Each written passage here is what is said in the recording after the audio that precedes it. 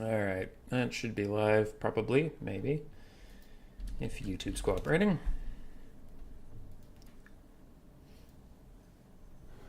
Alright, there we go. We sound fine. How is everybody? Community voted for a... Hi, Hazel. Hi. Community voted for a Warhammer 2 tournament, so we are doing that. I still have it installed, so I'm fine. But hubby, what about Norska? I have never been a big Norskan player. Not really my jam. Hello there, little Hazel Basil. She's saying hi to the stream. Hi. Yeah. Yeah, cute and sweet. How are y'all doing? 2 minutes left till check-ins are done. Puppy. Puppy, yes. Hello. Yes. Hello. I'm tired. Hi. Hi. I have a lot of shit going on. IRL. A lot of annoying work stuff. Work stuff, pup! Work stuff, pup! Silly lady. You didn't vote for Warhammer 2, you voted for Stay, DBRK. Well! I don't believe you. Oh! Oh, the big upset pup. Oh, she's big. Oh, she's upset. Our check-in's going. Fine. 5 out of 8. We have 1 minute left. That's fine. I'll take you over the left screen. Boo! We do have, if you see this and you care, I figured out challenge. We do have another one in a more North American friendly time tonight that you are welcome to join and play in. It's a grand old time. We try to be accommodating. Try. House No Cool Umbrella was hosting a Warhammer 2 tournament too, so I guess it's in vogue right now. But I think this might be everybody we get. Alright. 1 minute left. Less than a minute, it's probably like 30 seconds, so I'm just going to process those. Check-in results. Alright, participants. Shuffle. Shuffle again. And shuffle again. Oh, this seems fine. This seems fine. Okay. Filthy rat done. Rather than ping everybody and be annoying. At Storm and at Matt. No, that's Adoring Fan. Wait for me to cast your game. At Tretch and oops. And at is it Commerdiner? Yes. I don't know where he is, but I don't know if that's the same guy. Cool. So I'll fight Tretch.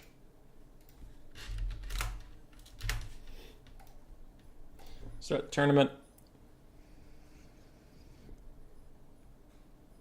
And challenge is lagging pretty hard, but that's whatever.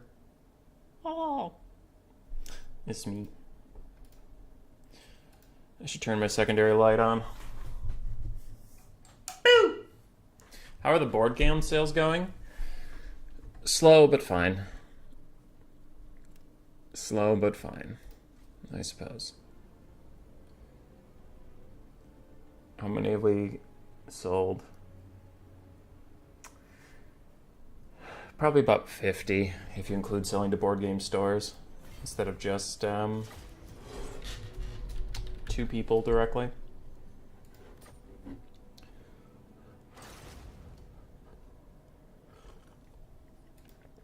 Alright, we gotta find Tretch. Artisan Text Priest. Missed the tournament by a few minutes. Rip. Rip, rip, rip. What is the first map? Carrick Asgal? Okay.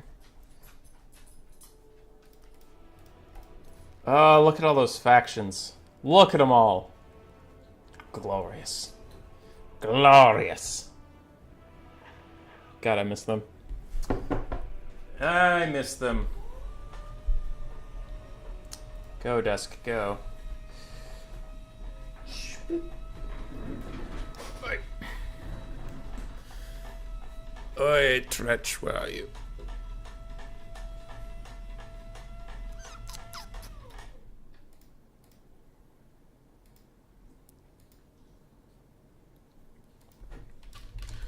I'll message him again, but we'll see. I accidentally also started Warhammer 3. Whoopsies. Misclick. Misclick.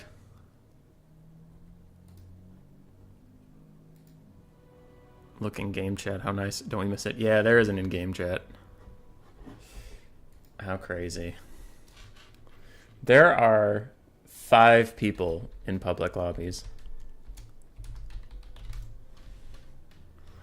Went on a couple days ago at midnight and this game was dead. 2 lobbies. Yeah. No, it's pretty tough to find a game. We just kind of had a nostalgia community. Community voted for Warhammer 2, so we're doing that. All those factions with more than a dozen units per roster. Yeah, what roster was considered small? Norska? Norska was a small roster, and it looks gigantic compared to Game 3. Beastmen just got a DLC, but they're still considered a smallish roster. Still gigantic. It's kind of wild. And I think Norska had all this stuff. They only had 1 DLC. There was no 2, so... yeah. Oh, Tretch.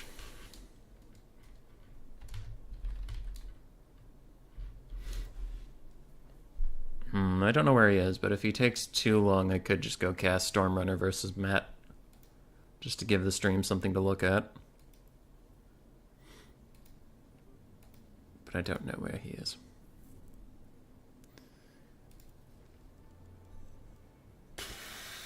It's hard to find stuff to talk about without just getting sad. Because it's like tough, dude. It's tough. I'm putting out 2 videos a day. Because I have a lot of content, but just not a lot of people are watching it. That sucks. Okay, he's on his way.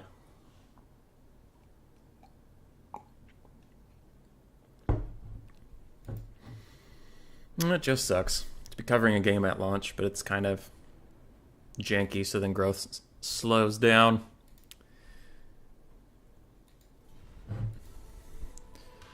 You are first, pick 2, band 0, map set. Good to see you again. I played a lot with Tretch towards the end of the game 2, but haven't seen him as much on game 3.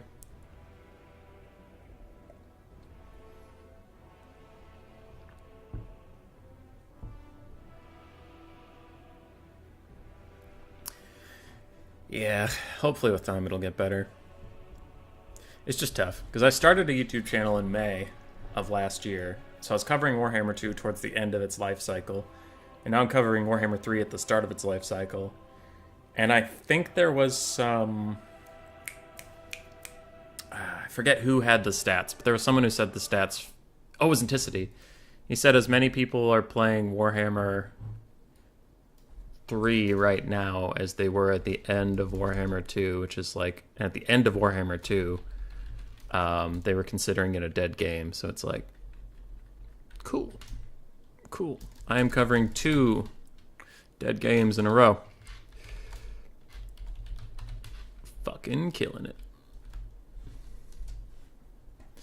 Tomb Kings and Lizardmen. What up, Cyrus? Skaven for me.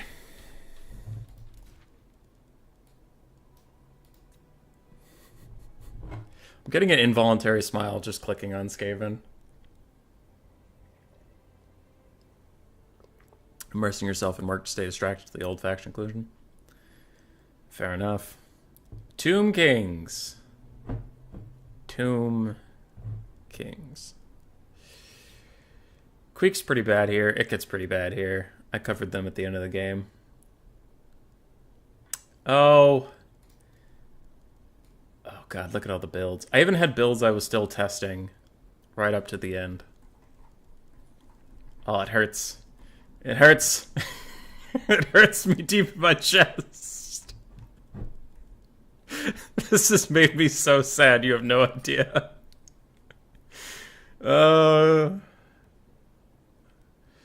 I don't want this build. I'm gonna cry. I'm gonna cry a little bit. Okay. Get it together. I know I need one assassin, or do I? No, I don't. Not in this build. It gets a second warp lightning cannon, 1 globe, 2 warp fire throwers, 4 rat ogres, some of the AP wolf rats, Skaven slaves, and then we can figure out what we can upgrade. A lot. So we have a lot of money. Let's get 1 assassin to hunt around Ark in the Black. Won't he just get Spirit Leech, though? He'll just get Spirit Leeched. Never mind. Let's upgrade some infantry.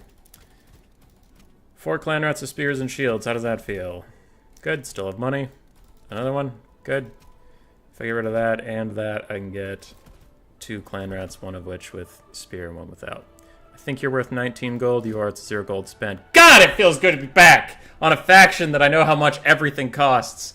Oh, 0 gold spent right when we come back. Oh, it's beautiful.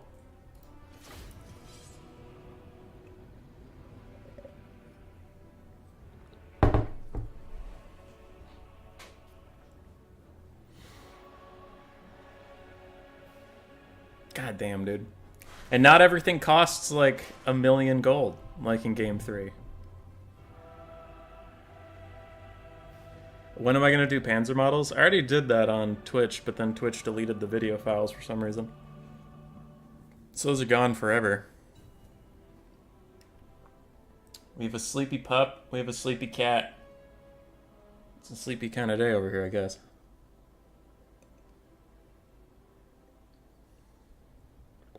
Remember, Spirit Leech for multi-entities. True, but I just meant an assassin with a low health pool chase around Ark in the Black. Probably won't catch him, and we'll just get Spirit Leech. Or if it's not Ark in the Black, if it's Cetron either as Chariot or as Big Kitty, assassins don't have any good armor piercing, and they don't have our anti-large, so it's like there's 2 bad situations for him. Oh, that's right. The camera's also way faster, which is nice. I do have to get back used to it, though. Balance of... Look at that fucking balance of power.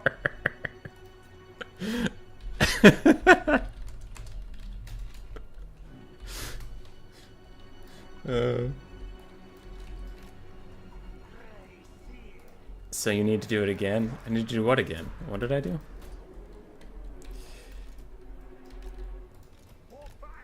Imagine having an in-game chat that everybody can see, and not an obscure Discord chat that I just have to tell you what's going on. Oh, we're on Ultra Unit scale?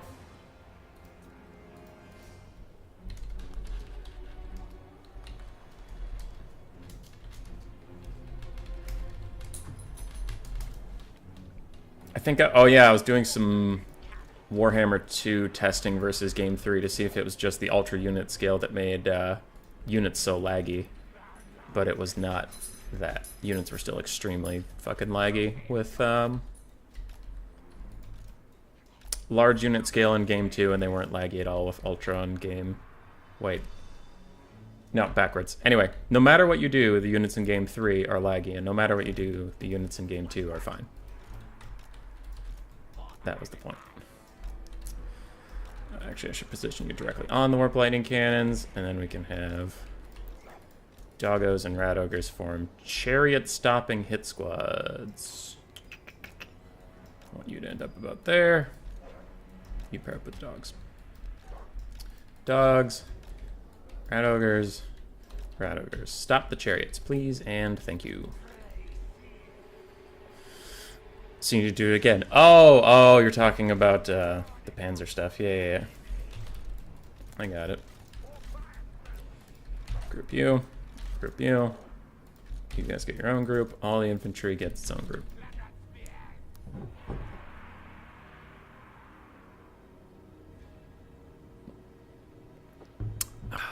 What should I change your profile picture to for YouTube? Any suggestions? A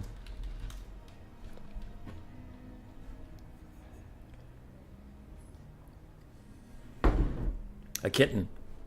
Everybody loves kittens. Ed and Hazel both left at the same time.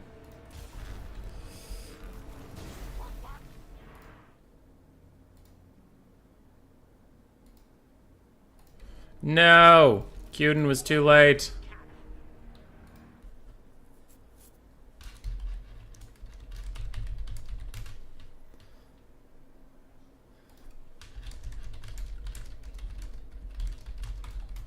Okay. Sorry, I was just typing to him. What are we dealing with? What's happening? What's going on? Nothing in range I want to shoot at. There are some horses over there that I will turn and fire at. And turn and fire you. You walk forward. Let's take our front line and go up. Just a little bit. Just a little bit.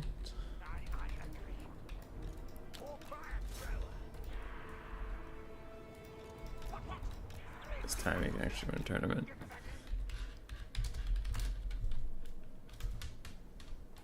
Okay. So Cuden is just unfortunately going to have to miss out in this tournament. F's in the chat.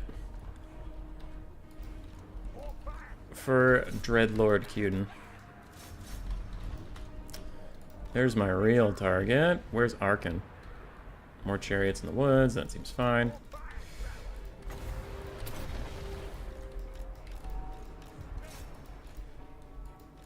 Where's your lord? Let me shoot him. Let me shoot your lord. There he is. Hit him. Okay, globes, don't waste your time over there. Come here. And those guys are just gonna go be annoying. I don't really care what they do. You try, and never mind, don't get off shot, just run away.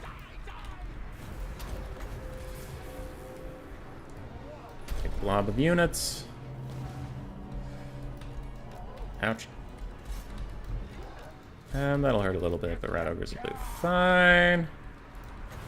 And I could drop some halberds here, but he's just going to walk away. Let's drop him over here to help with the whole Tomb Scorpion situation.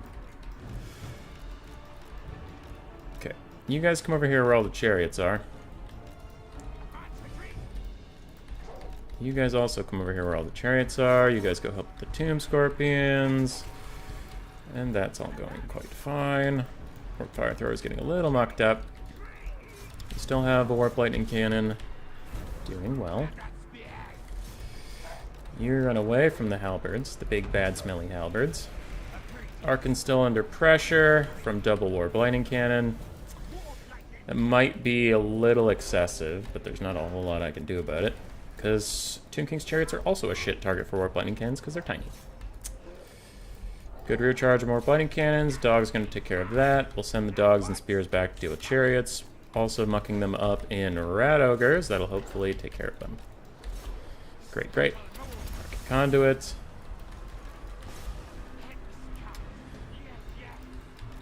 And these guys are off of their cannon for a brief moment, but Arkin's still under pressure. Halberds are still fighting the Tomb Scorpion, along with some Rat Ogre Palorinos. We're still as ahead on the balance of power as we were at the start of the game, so I guess it's not really an improvement, but oh well. It's better to be ahead than behind, I suppose. Arkin's still getting poked every once in a while. Get back on this. Dogs and Rat Ogres should be enough to deal with that. You guys come over here. Dismount and run away from the Ushapti summon. I don't really want to fight it. I'll send some spears at it.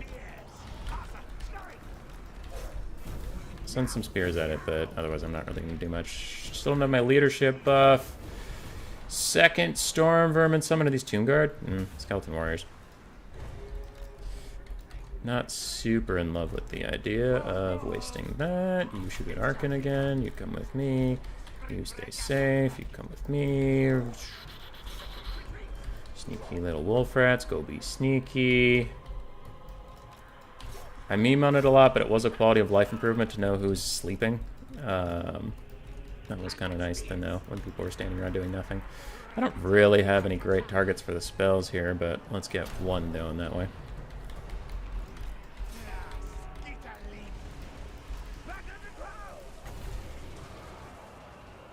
He's moving. Okay. Wicked Zap Zap is doing its best. You guys are trying to get involved. New Shopty Summon will go away eventually. We're quite far ahead on the balance of power. Even with new Shopty Summon outs, that's pretty good. I do have to be careful because I have seen Tomb Scorpions absolutely slaughter Grey Seers before. Dogs go after that. Oh wait, shit. Well, I guess that's going off now. I should have cast on those halberds. Whoops. It doesn't do a lot of damage to my Warp Lightning crew, so see, they're fine. They're fine. The problem was just that that halberd blob really needed it more. Though I suppose Warp Fire Throwers in the late game could deal with those halberds. If we need to. In fact, I'll go have halberds deal with halberds for now. Dogs, come with the Grey Seer. Grey Seer pop that. Other dogs, hit those chariots before you break anyway. Spears are fighting dogs. Warp Fire Throwers are fighting point blank range. We're doing fine. Come back over here. It's kind of strange this isn't degenerated into a single target blob fight. That's weird. I thought every game had to be a blob fight. Okay, everybody looks to be moving, so everybody has orders of some kind. Rat Ogres are back. These Rat Ogres are fighting that. These guys are doing that. You're back online. Turn and shoot Harkin for like the last time. Grey Seer get a little closer to the fight. I do have one of these, but I need it for when the halberds get all blobbed up.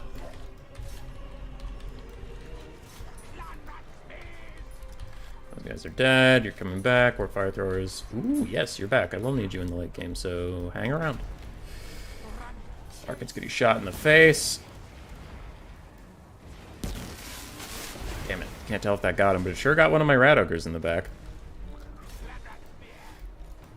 Whoops. Okay, go around the halberds and then go over there.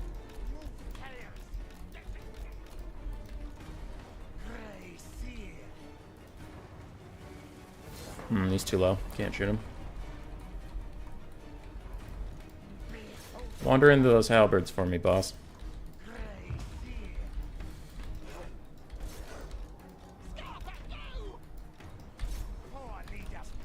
Okay.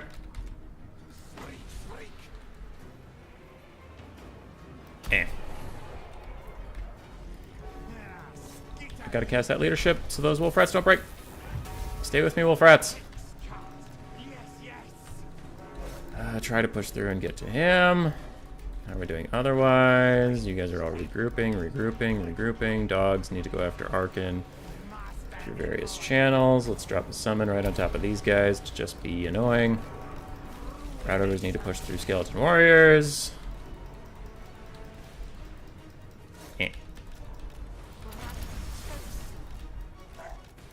Not you.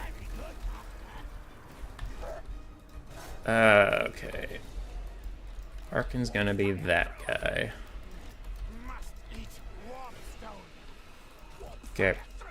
Wait for a skeleton summon to despawn and try to get some Warp Fire Thrower poke.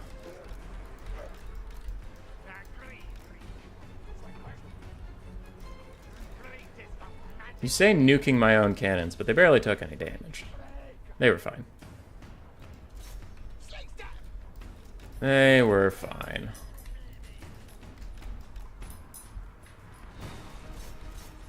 He's so low on the balance of power.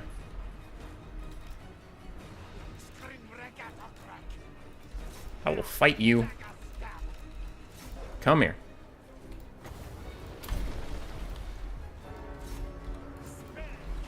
Rats! Rats, stop him!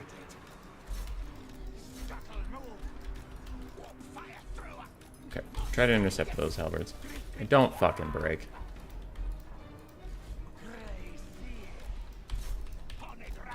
Alright, if he's gonna overcommit for my Warp Fire Throwers, at least Wolf Rats and Rat Ogres can cut him off.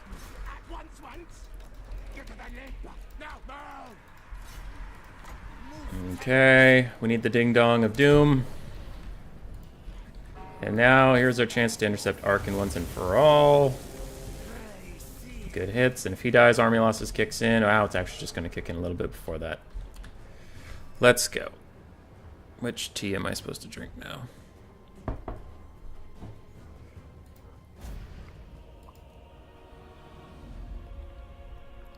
Gyuden, hello? You missed the best tourneys by like 10 minutes because of work? I am super sorry, my dude. Next faction be Wood Elves or Brett? Sure. Probably not Wood Elves, but I'll do Cavalry something. They feel a lot more responsive, yes. The units feel like they actually do what I want them to do. Wolf Rats did okay. Rat Ogres did fine. Lightning Cannons did okay too. Arkin did fine. His Chariots did well. His Cav did well. Tomb Scorpion struggled.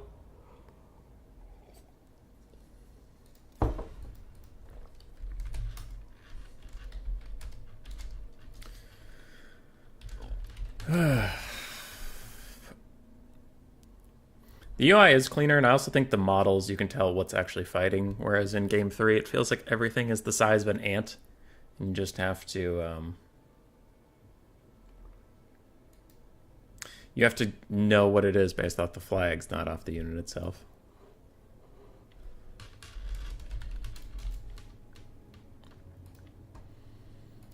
Okay. Why do I have a ping in my Discord, but it's gone now? Okay. Valley of Thieves. So you want a Cav faction, huh? Oops. What do we have? Bretonia and High Elves.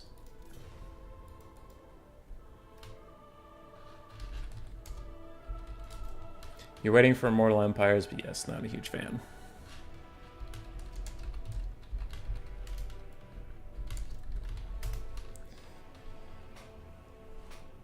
Brett High Elves. And we'll go, if Matt is here, I know Storm was here a bit, but if you guys are here, you can set up your lobby and get on your first map and do picks and bans and stuff. I will come to your semifinal right after this, so that you don't wait too long. FYI. Oh no, not Empire. Shit. Shit.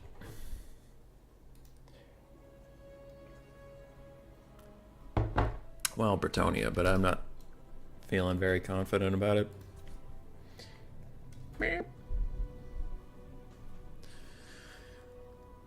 Oh boy.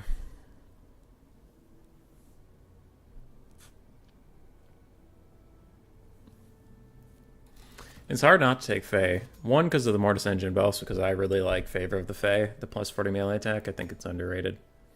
We'll do Earthblood, Dwellers, Chalice of Potions. Sure, we'll do Chalice of Potions.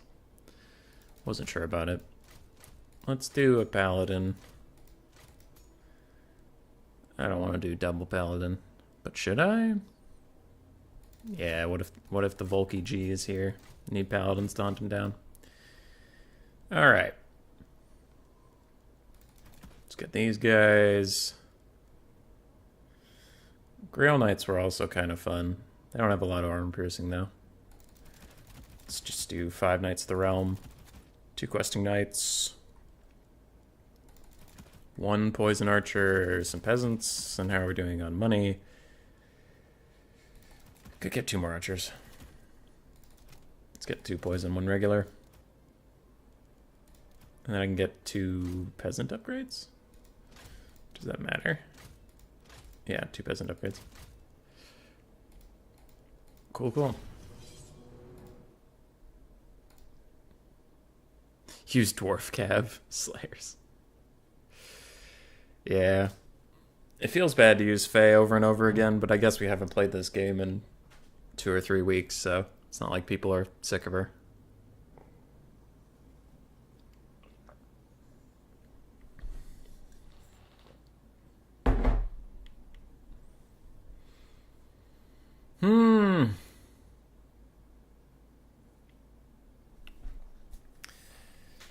I don't know what to do, chat.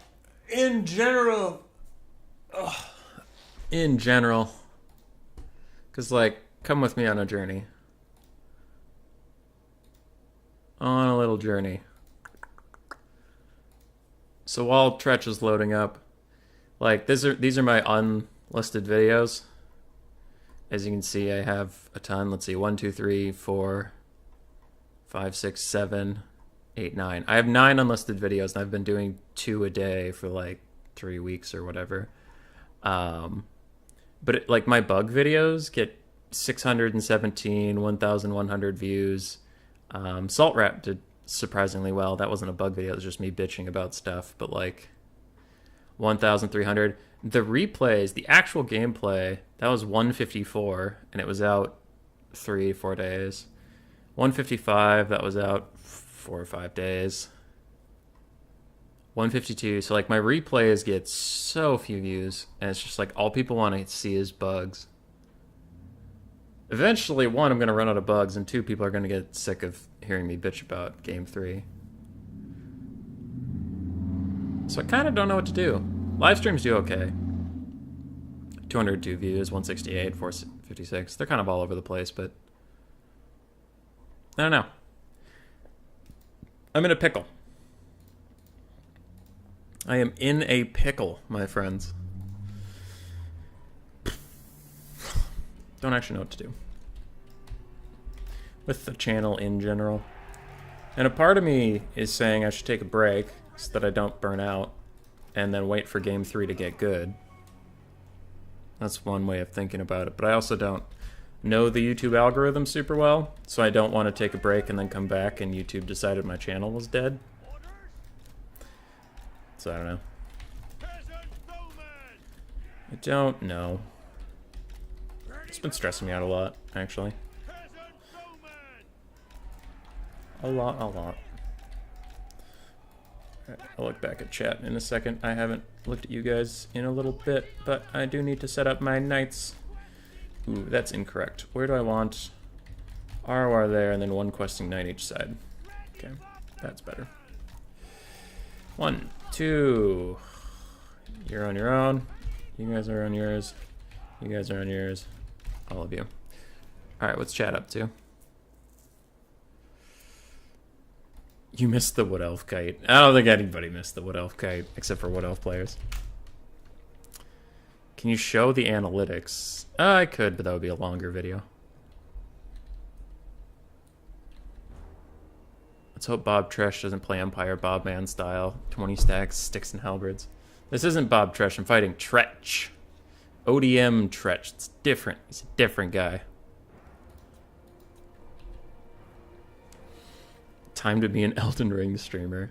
I did play a lot of Dark Souls. A lot. I beat Dark Souls 1 8 or 9 times. Dark Souls 2 4 or 5 times. Dark Souls 3 only once. I started another playthrough, and then I got busy with streaming stuff. Gameplay's not enjoyable until they fix more of the bugs. I had Ultimate Warhammer 3 to remove realms. Yeah, realms and cinematics cause a lot of issues, it would seem. What are we dealing with? There's a Gotrek. Gotrek, Light Wizard. There's no Marcus Wolfheart. There's no Lord that I can see, so it's Marcus Wolfheart. Unbreakable frontline, spears, and a bunch of pointy sticks. Okay, cool. There's Wolf. And they have a net. Does Wolfheart have his? No, it's just a Huntsman General. Oh, okay. Cool. You guys go this way. You guys go this way. You stay in reserve in case I need you, and that's fine. Try 1 every 2 days. 1 replay, 1 bug. Maybe. You can complain about units and how they don't perform. I mean, it's true.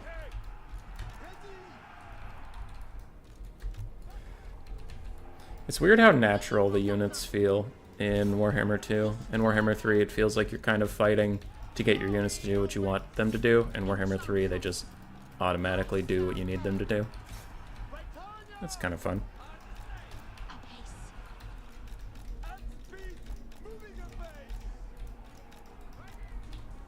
Alright, just go being more annoying. Serpentine a little bit, try to dive up through the center, go into charge formation just so that you kind of blend in isn't the right word, but like just so you guys are thinner, so you can get past the Sigmar Suns without getting bogged down. Push in through there. You guys come around, get in through there. You guys come up this way. Nice hit there. Huge hit onto the silver bullets. Let's drop that right there. You guys are netted, that is fine. You guys got super stuck up on the wrong unit, unfortunately. Let's buff up these. You guys come here.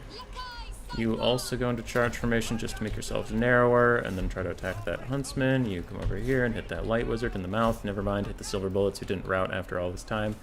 Those bastards. Drop a heal onto this, and that is go trek amongst us, so we will want to leave. Archers are still largely uncontested. Shoot those flagellants who are running straight at you.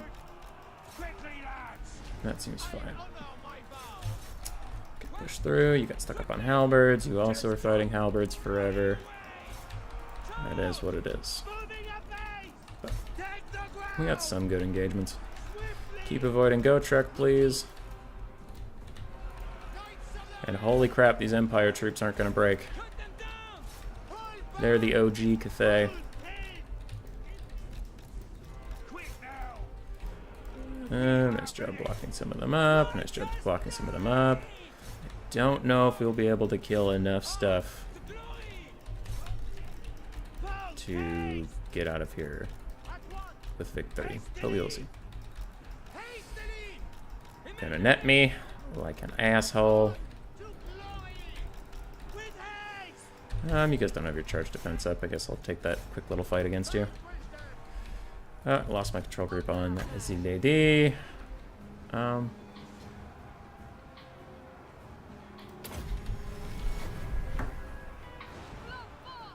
What up? Hi, you busy? I'm streaming. What's up? Oh, then never mind. Okay, love you. Goodbye. Bye. Sorry, that was Grace. I just wanted to answer the phone in case, you know, she's like in a ditch or something. Important, but apparently it was not. Oh, that's a lot of pokey poke. It's a lot of pokey poke I don't know how to deal with. I mean, I have a Mortis engine, but they have a Go Trek, so tricky. Okay, where are these guys breaking off to? Middle of nowhere? That seems fine. Just calling to tell you. Okay. I can read that later. We have some rallying units, though they are getting mostly just shot. Okay, all of those ranged assets are out in the middle of nowhere. These huntsmen are way over here. And again, we have another blob forming. It's not great. Okay, unbreakable units are being a pain in my ass. Let's try and get some charging out onto them. Go, Paladin, go. Run away. Kill that. Okay. Netted my guys again. That is mean. Don't do that. Shoot that guy in the back. You are having troubles. Try to run away. We have routed these spearmen. Time for us to run away. Paladin's running. That net's still going. Okay, let's go up and through here. There we go. Now we can run. Let's chase down those routing units. Paladin, come with me. Let's get a rear charge over here. You guys are still fighting. Run away. Run away. Shoot that. Run away. Halberd's coming to stop the Fey Enchantress. That's not the worst thing in the world, because she's one of the few units that can actually kind of deal with them. Boop.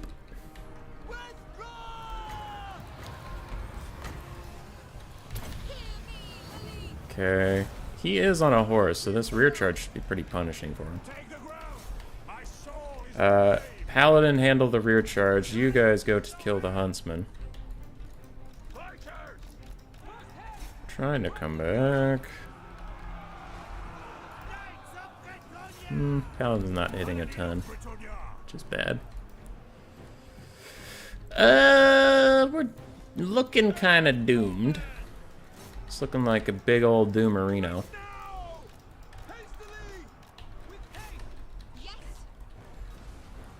The Light Wizard got away. Gotrek is here. That is probably GG.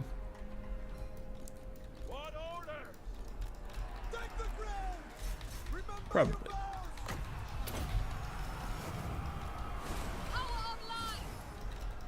Mortis Engine's doing good work, but that's about it. Too many pointy sticks. There are too many pointy sticks here. How dare they?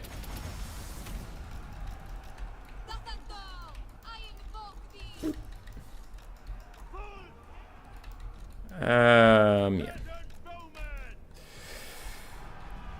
We can call it. Pretty sure. I do want to kill that Light Wizard.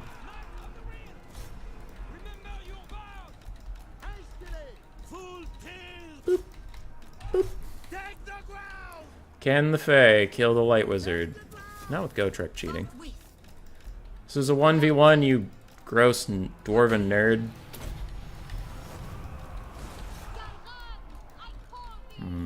Paladin's not having a good time.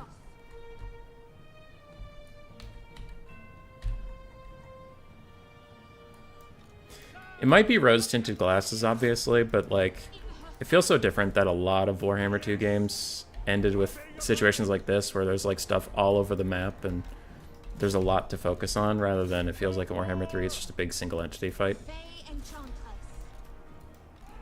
Especially because of the demon factions being 4 out of the 7 factions in the game, so it's like crumbling as a mechanic. You don't have to chase down anything, it just disappears. Which is like neat, but it's not neat when it's a majority of the factions, because chasing down routing units or letting units rally for the late game is like part of the interactivity, I guess, and taking it out just makes it like I smush my action figures into your action figures, and one of them breaks, and that's like it. There's not a lot of nuance there.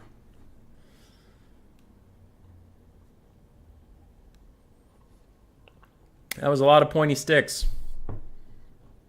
That was a lot of pointy sticks. You mostly missed the Human Boy rage. I never rage. Never. Never, ever, ever. And the fact that you would imply I do so is mean. Bloodpine Woods. Map's set. Your pick 3. How's chat doing? Stormwinder says, hi, Grace. I will pass that along. Hot Tub Stream always seems to do well. Yes. How about a bug replayer unit being stupid like a 1600 gold monster losing 1v3, 1/3 of its HP to a 350 gold spear? True. Unironically, Bretonian Greatswords would have been good. Lies, Atlas. Lies. Alright, let's see what Grace's text was about.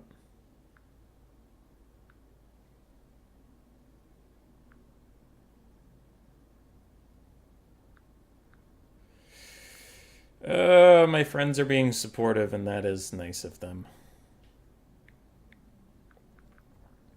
Okay.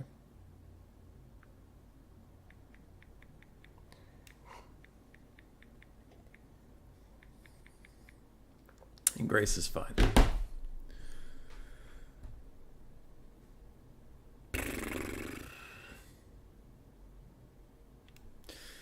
Ugh.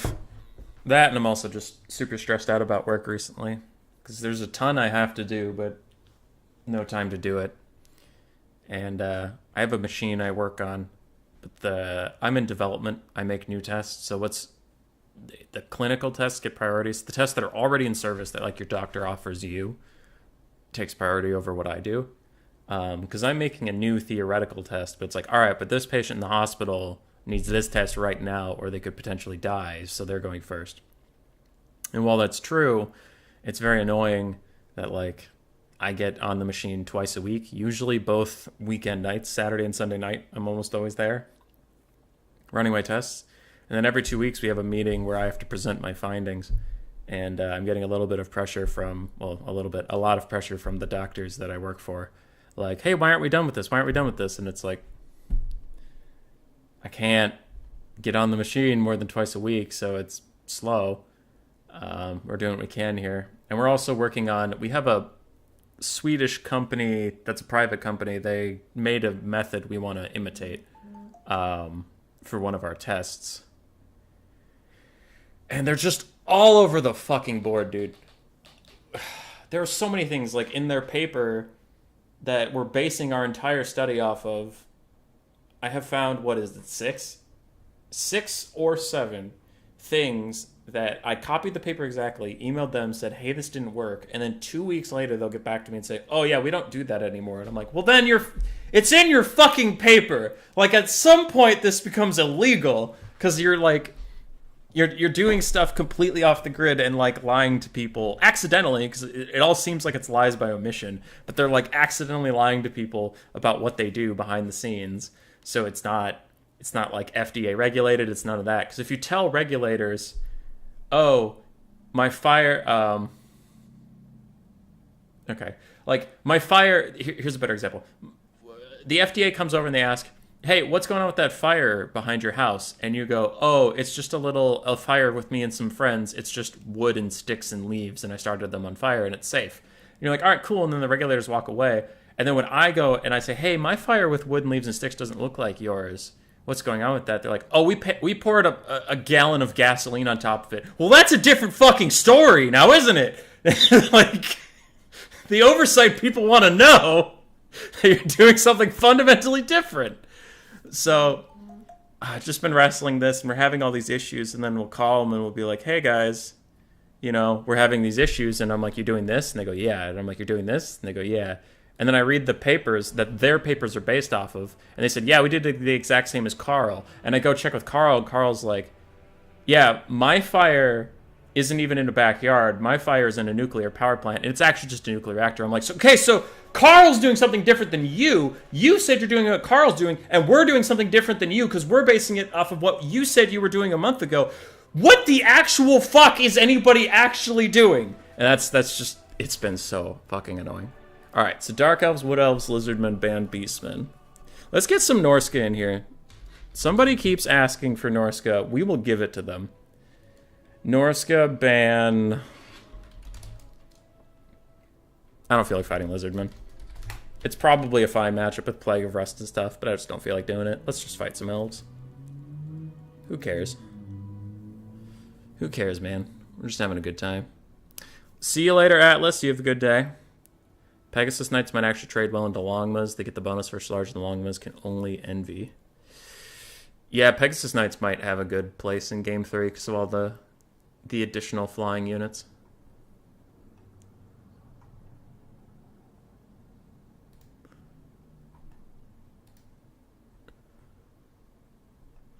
Matthew Coffin, I got you.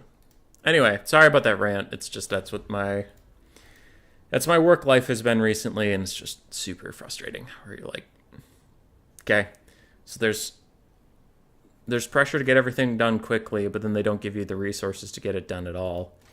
And on top of that, you are dealing with scientific companies that you would assume are, because I always had the perception, at least I shouldn't speak for everybody, but I always had the perception that I'm like, oh, like scientific communities are really good and they have their shit together and all that stuff. And then working within one, it's like some people are good, some people, you're herding cats. You're herding cats, and it's like, it shouldn't be that hard to just write down what you're fucking doing. Like, what are you doing right now? And if the answer is, I don't really know, that is the wrong answer. That is factually the wrong answer.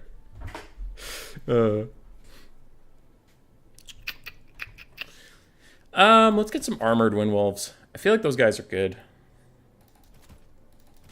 It's not like the wood elves have armor piercing or anything, Kappa. But actually, they should do okay versus basic wild riders. Let's get some horse masters. What else do I need?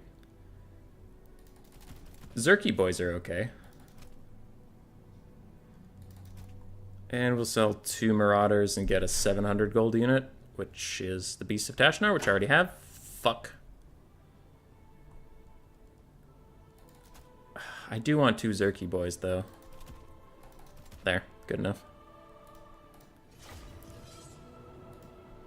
As someone with a master's in healthcare admin and interned with the CEO of a hospital, that's everywhere. You have to make an argument on how this test will bring in revenue, and that's what you want. Yeah. You work for a university now, people are disorganized as fuck. They really are. They really are.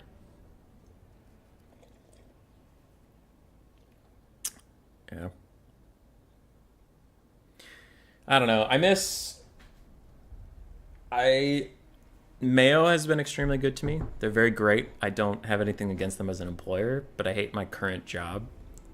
So I do need to finish out the term that I agreed to work it, and then when it's up for like a renewal, I might transfer back to like a basic scrub lab job where, you know, you show up for 8 hours, perform the test, or a tech specialist, because I loved repairing the machines. It's just I'm in the development side now, and now it's a lot of paperwork and meetings and arguing, and just like that's not for me.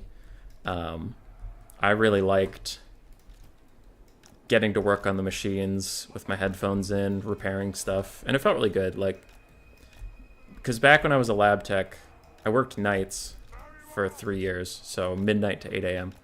And in the middle of the night, there were no tech specialists around, so if a machine broke, you had to fix it. So I got really good with the machines, and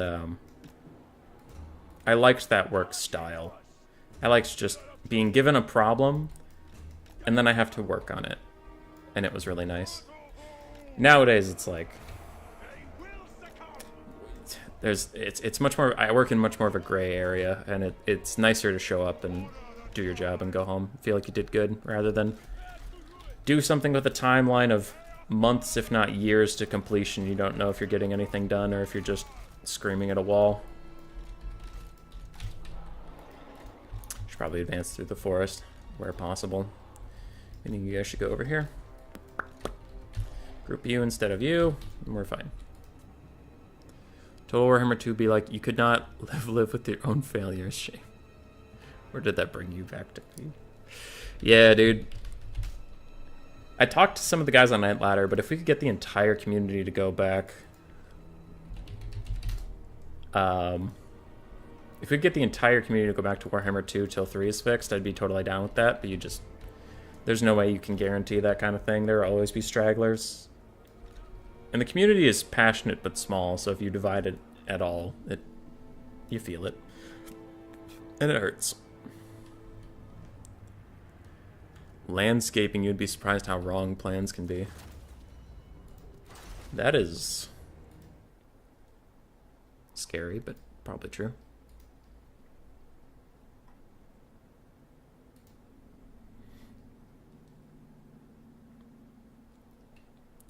That's how I feel at work. I used to get tickets and go work them all day. Now I spend most of my time reviewing the work of more junior employees. Yeah. My friend, Mr. Overlord's been on the stream a couple times, but he had a saying that stuck with me where he's like, I'd be really happy as a widget maker. And that is like standing in a line and producing, like, you know, the old Henry Ford model of making a car where it's like you stood on a line, you did the same thing over and over again all day. Like you always attached sprocket A to welding point B or some shit like that, you know, and you just kept doing that over and over again, and the next day you would do a different part, like you'd rotate throughout the week. He's like, I'd be super happy doing that. I don't know if I'd be happy with something that repetitive, but there is something to be said about like enjoying just being assigned a task and doing it well, and the task doesn't have to be like crazy complicated. I don't know. At least the school I went to, like the high school, was super big on like, everybody has to have a brain job. You have to. If you have a labor job where like Stormrunner mentioned landscaping, if you want to work out in the sun all day and use like a physical activity rather than your brain, you're stupid and that's wrong and that's like a bad decision. And now that I'm getting older, I'm like, man, why was the school pushing that shit so hard? Like, there are plenty of jobs that are good jobs that pay okay and have a decent like retirement plan and stuff that you don't have to attend corporate meetings and shit all the time. Like, you can live a happy life without that. That's separate from a college degree, right? Like, but I mean, plumbers make pretty good money, electricians do, but that shit's never hyped up in schools. In schools, it's always like, go be a scientist or an astronaut.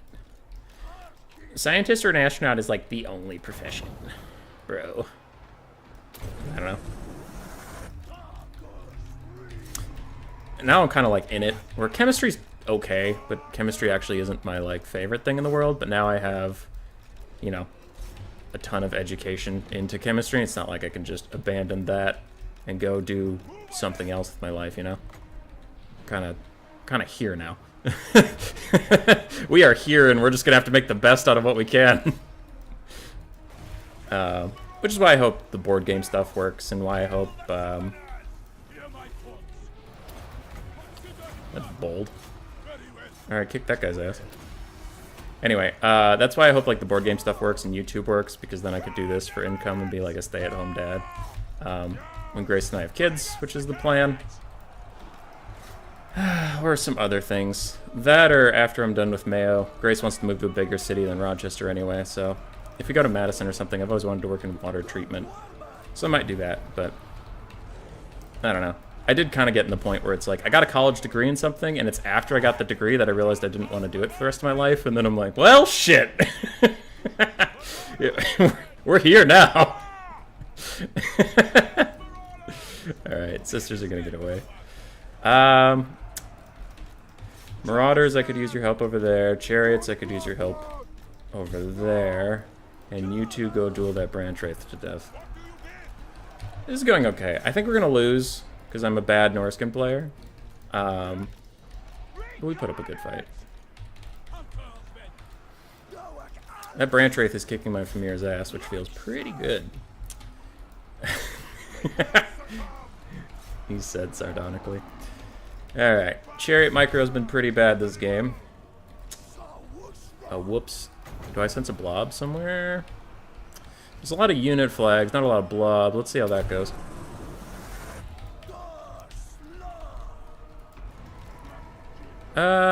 Did fine. Yeah, it did good. That was a good one. Okay, you guys, you're having fun chasing off routing units, but let's get you onto something that's not routing yet. Oh my god, that branch wraith left here with like more health than I started the fight with, which is pretty good. He said, jokingly. You're still kiting them out. Beasts of Tashnar, tear those guys apart. Wolfric, you got that thing I need you to get, so let's go there. And then rear charge him with these. And that'll show him who's boss. Boop. Okay. Oh, maybe we aren't doomed. I don't know. We'll see. Maybe we aren't doomed yet. Okay. You guys are all doing great. You keep chasing that. Berserkers, go fight those. Where are my Marauder Horsemasters? Still fighting? There, go into melee. Nice job, Beast of Tashnar. Okay.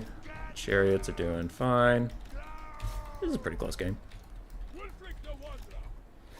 You want to go, punk? Yeah, let's go. Let's go. Fight me. Fight Wolfric.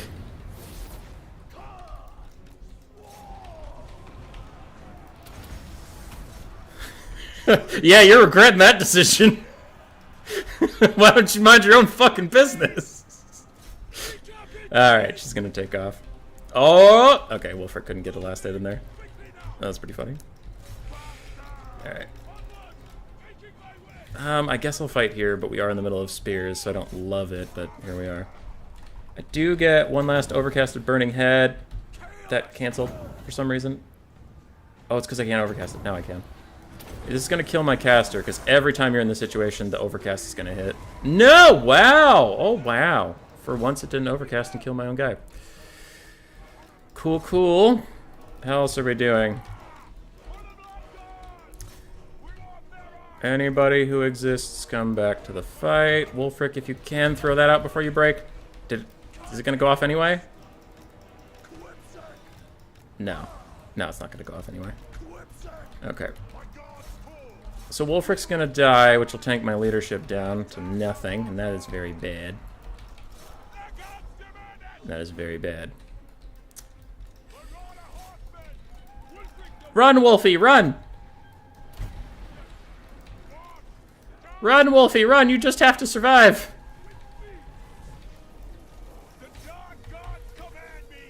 Okay. Shoot her! Shoot her in the back! Kill her! Chasing off a lot of stuff, chasing off a lot of stuff, chasing off a lot of stuff. Now the chariots come back home. Chasing off a lot of stuff, chasing off a lot of stuff, chasing off a lot of stuff. Don't you let the Sisters of Twilight hurt my poor Wolfric! Hey! Hey!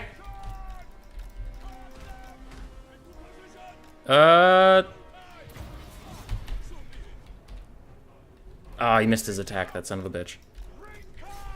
Okay. No, Beast of Tashnar, get away from the wall before you rout.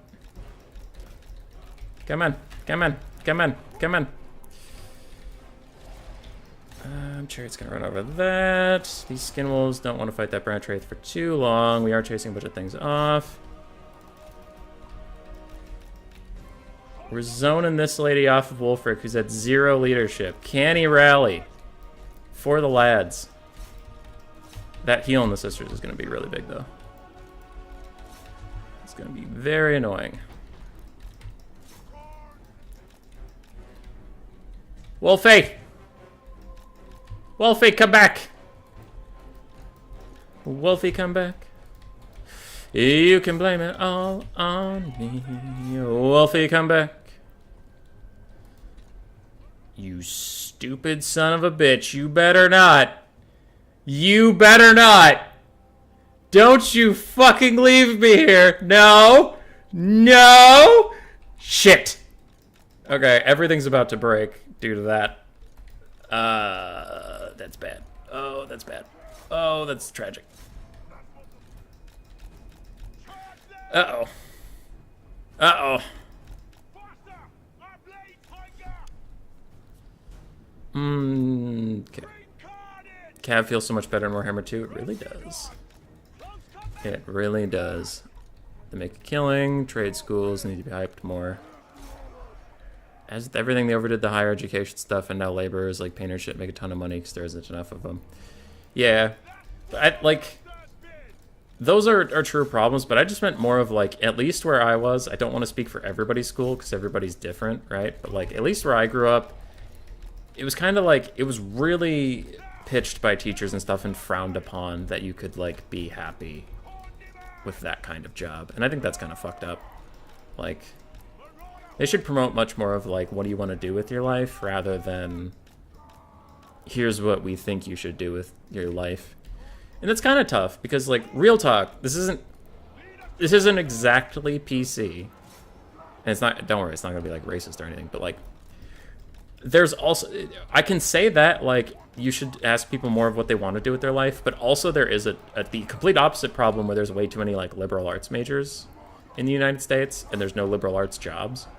But I feel like that wasn't, it was weird. It was a weird thing in school where I feel like teachers were much more likely to say, like, a liberal arts education is a good idea than being a plumber is a good idea. Like, if you went to a teacher in my school, I feel like my teacher would have said, I don't know if you want to be a plumber, don't you want to apply yourself or something? But if you told them you want to be a liberal arts major, they're like, chase your dream! And they wouldn't say, you know, there's like one job for every 5 applicants, right? So I don't know. It was kind of fucked up. Like, it was kind of fucked up. And it felt like intellectualism was prioritized over, like, everything else. And it's like, society functions on more than just intellectuals, you know? Like, everybody's kind of important to making this machine work.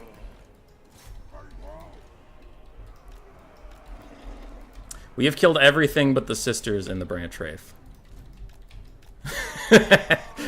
I mean, we did pretty good. We did pretty good for fighting the wood elves. But I think it ends here.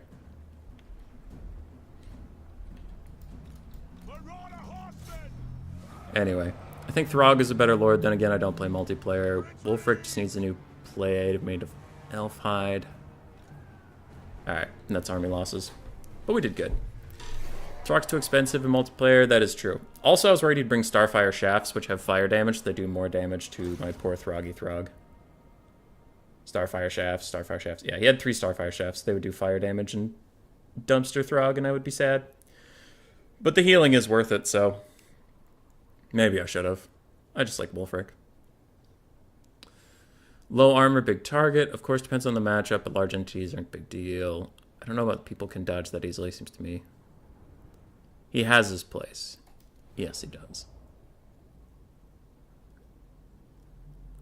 Alright. GG well played, Tretch. GG well played. See ya in semis. Alright, let's go find Storm.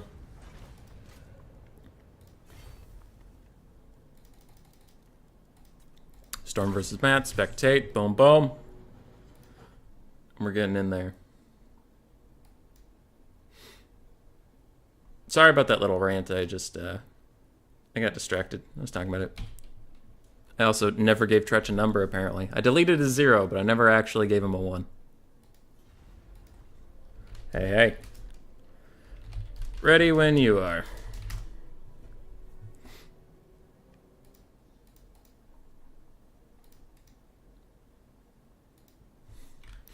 Another thing I miss about Warhammer 2 is grinding Ent Ladder, which right now it's doing its best, but like there's not a ton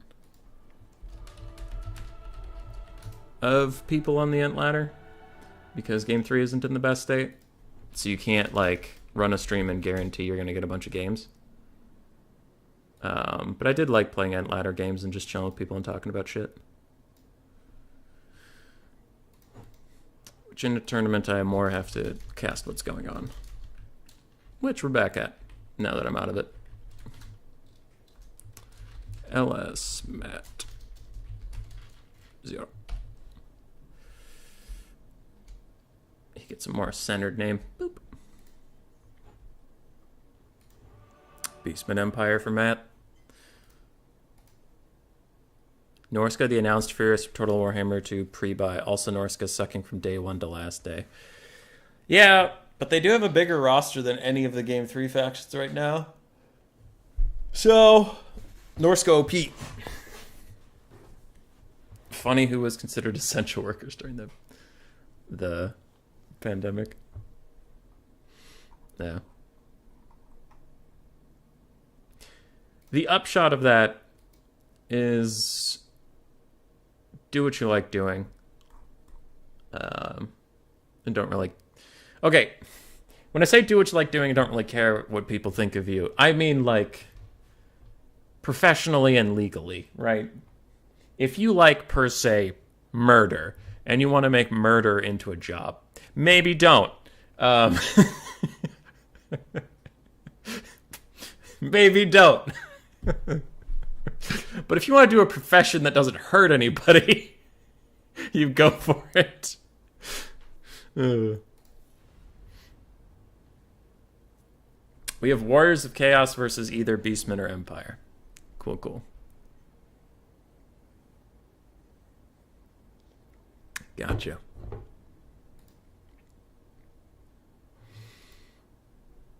Gotcha. So Tretch advances. 1, 2. And I'll message him to find his opponent. Find your opponent and do pick bands, etc. before I get there.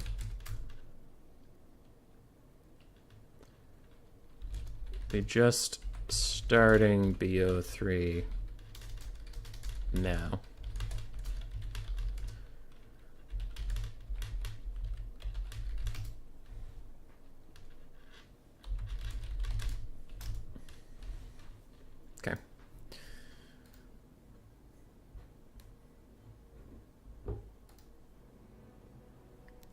LS Matt's ready.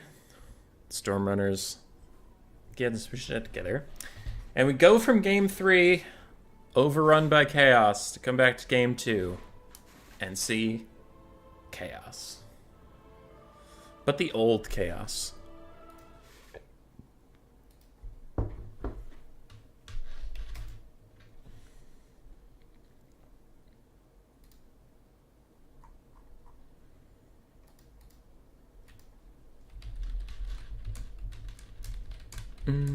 Dig up.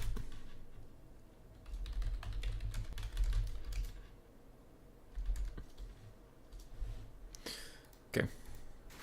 Blocker comes down. Proof they didn't make them like they used to. Didn't make what like they used to? The Warhammer games?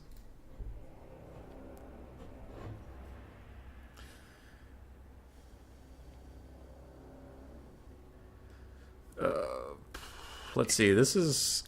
I have a stream tonight, and then this is my last... So the stream to right now, and then the stream tonight, are my last 2 until Monday, it looks like.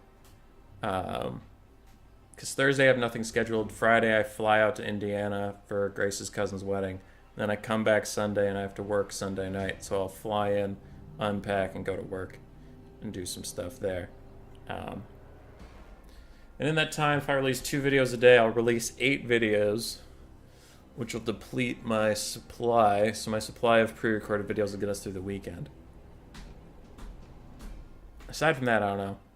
Because I'm still debating whether or not to take a break until Game 3 gets fixed, because I don't want to burn out.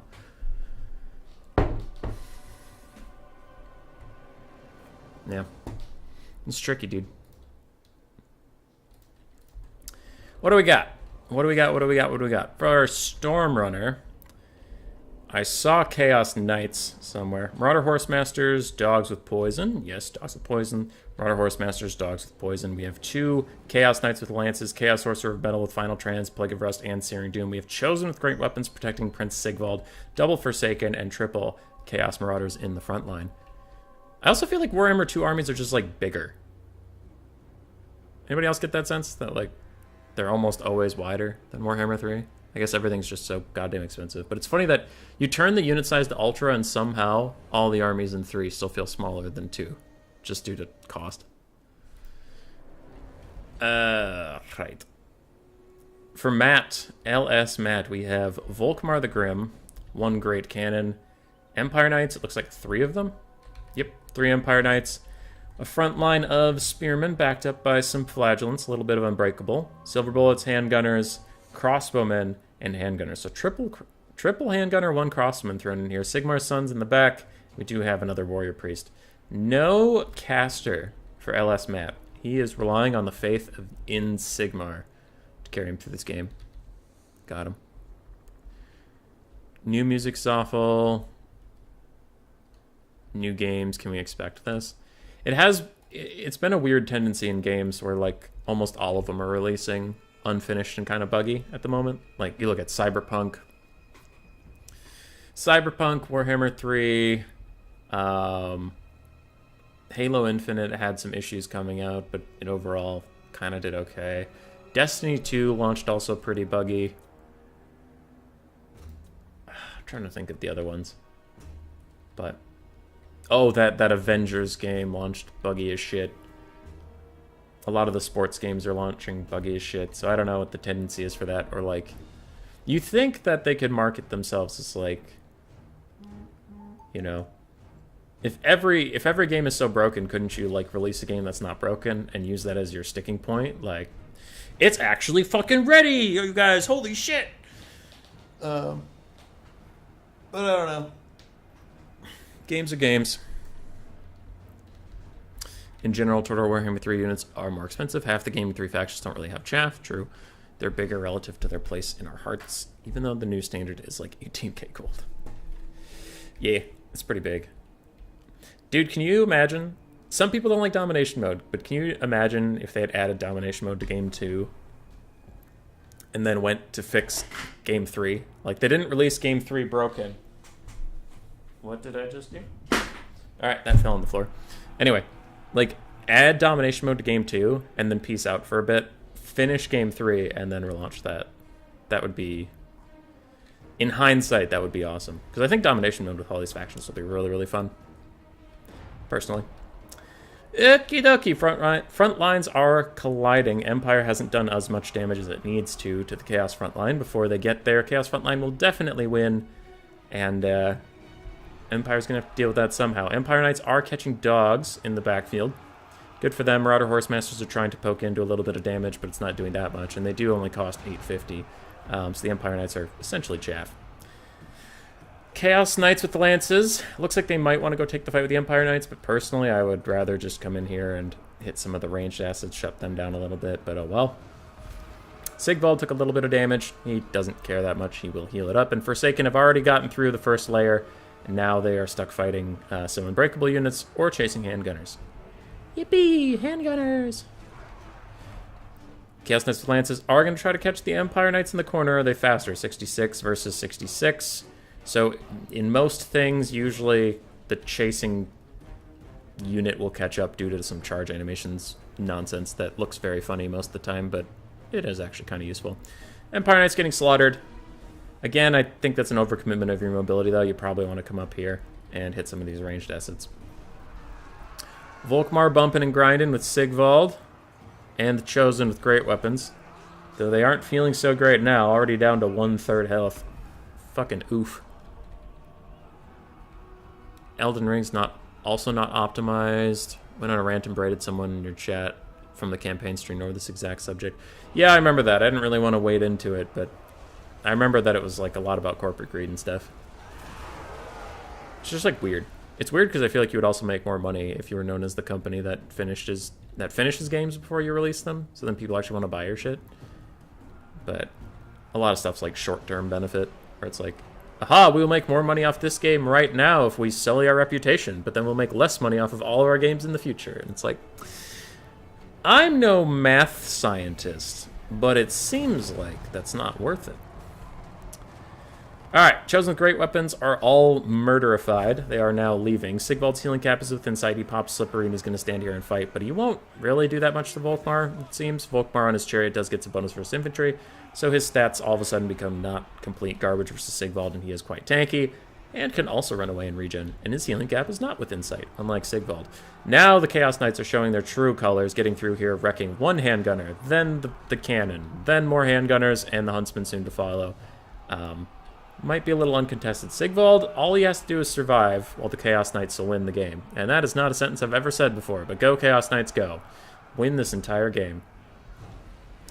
They're pulling out, don't want to get caught fighting spearmen like I did in my game, so it looks like they're just going to leave the crossmen alive and accept that. Now they're charging over to get a rear charge, and Empire Knights are almost dead. Probably want to separate them off and don't have both Empire Knights walk around in a clump. Try to like have one go over here, one go over here. You could get a rear charge, do some good work on Volkmar, and bail Sigvald out just a little bit.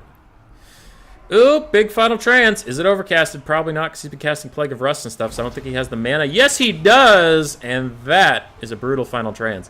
Final trance, unlike Soul Stealer, you can get out of it by just walking out of the circle. It doesn't look like Matt's going to do that. Instead, he pops Shield of Faith, trying to just get a 20% damage resistance to get him through the hard times, but that was still a really good cast. Chaos Knights with Lances absolutely 100% have to come back here. From Stormrunner. They have to bail out the situation. Sigvald's kind of running out of time, and he's doing great work. He just needs some buddies to keep him alive. But Chaos is ahead on the balance of power by quite a lot, and the battles essentially become cavalry versus Sigvald and infantry. But Sigvald finishes off Volkmar the Grim. He did not pull out when he was about to die and heal for a bit, and Sigvald turned out to be the better tanky regen. Can do it all, Lord. Good job, little buddy. Proud of you. Okay, if they tested a few of the new mechanics first, using a beta pre-release thingy, they have this exact scenario. Don't be reasonable. It's not like it worked perfectly for the Cav beta, allowing those who opted in to test it wouldn't have continued playing the game they paid for. Yeah. I mean, Warhammer 3 was already delayed a bunch, so I can get them wanting to be quick on the draw, because they were like, people are getting sick of waiting, but you have to think that it getting released in the state it did is going to be worse for you than people getting a little upset waiting, right? Because people are big upset now. GG, well played.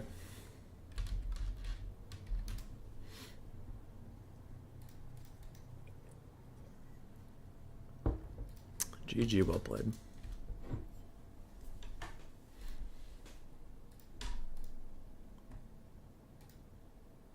Searing Doom melted that cannon. Yeah, it did well. I didn't think it would do that much.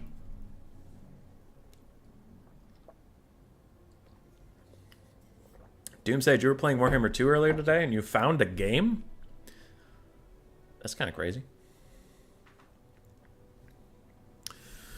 That's kind of crazy. Lobby's up, so we wait for you. Yes, sir.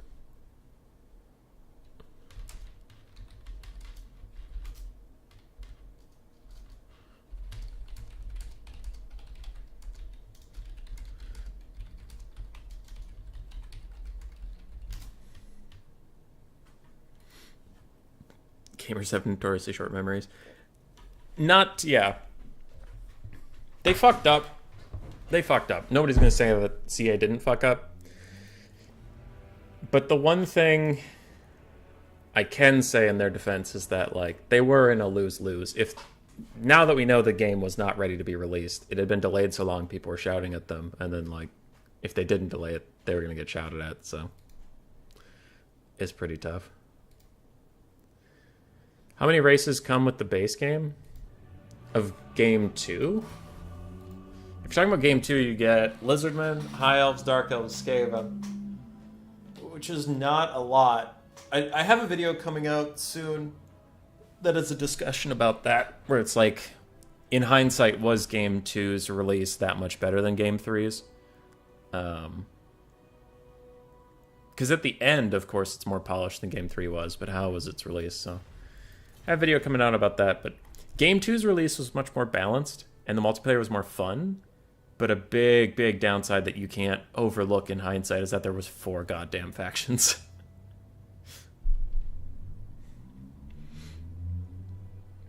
Which is a huge downside. Okay. Let's see. Let's see. How do you do that thing? Oof. Warhammer 3's reviews are mixed on Steam. That's not good. That's not good. Why can't I find those Steam stats or whatever?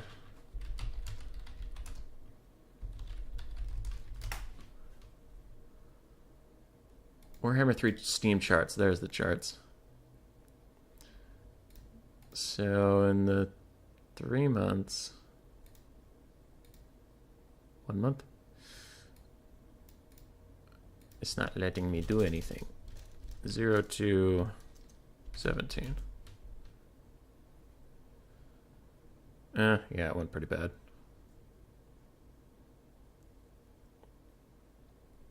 So, like, while they pick their armies, I'm going to show you something that I've been looking at. So, like, this is the graph of people playing Warhammer 3 in its entire lifetime.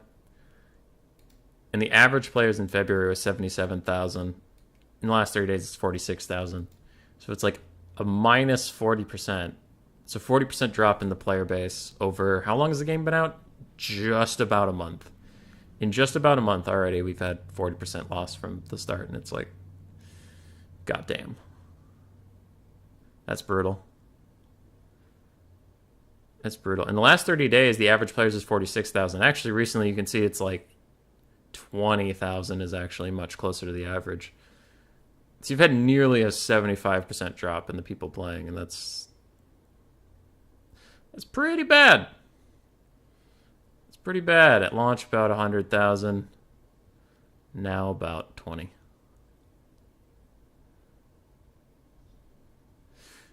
Ugh. I have no answers for that. Only sadness.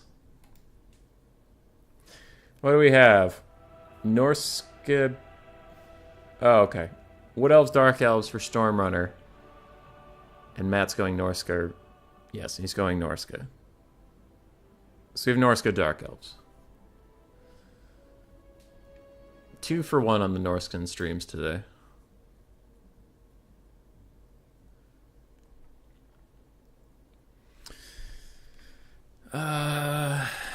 The race to the top. Oh no, shit, that's what I was seeing with weird janky hits. Multi-hits. Makes more sense now, yes.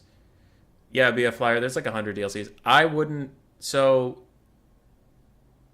Here's the thing about Warhammer 2. One, the player base is dead in Warhammer 2. It's very hard to find a game. So I wouldn't buy it for the multiplayer. The tricky part is that when Immortal Empires gets patched into Game 3, I don't know how many of those races you get for free. I think you have to own the previous games, because in Warhammer 2, you needed to own Warhammer 1 to get the Warhammer 1 races. So I don't think they come for free, so you might have to buy them eventually anyway. Not sure. Yeah. Some people in chat are saying roughly the same thing. Cool, cool. Now I hope Total War Warhammer 3 doesn't screw up also this.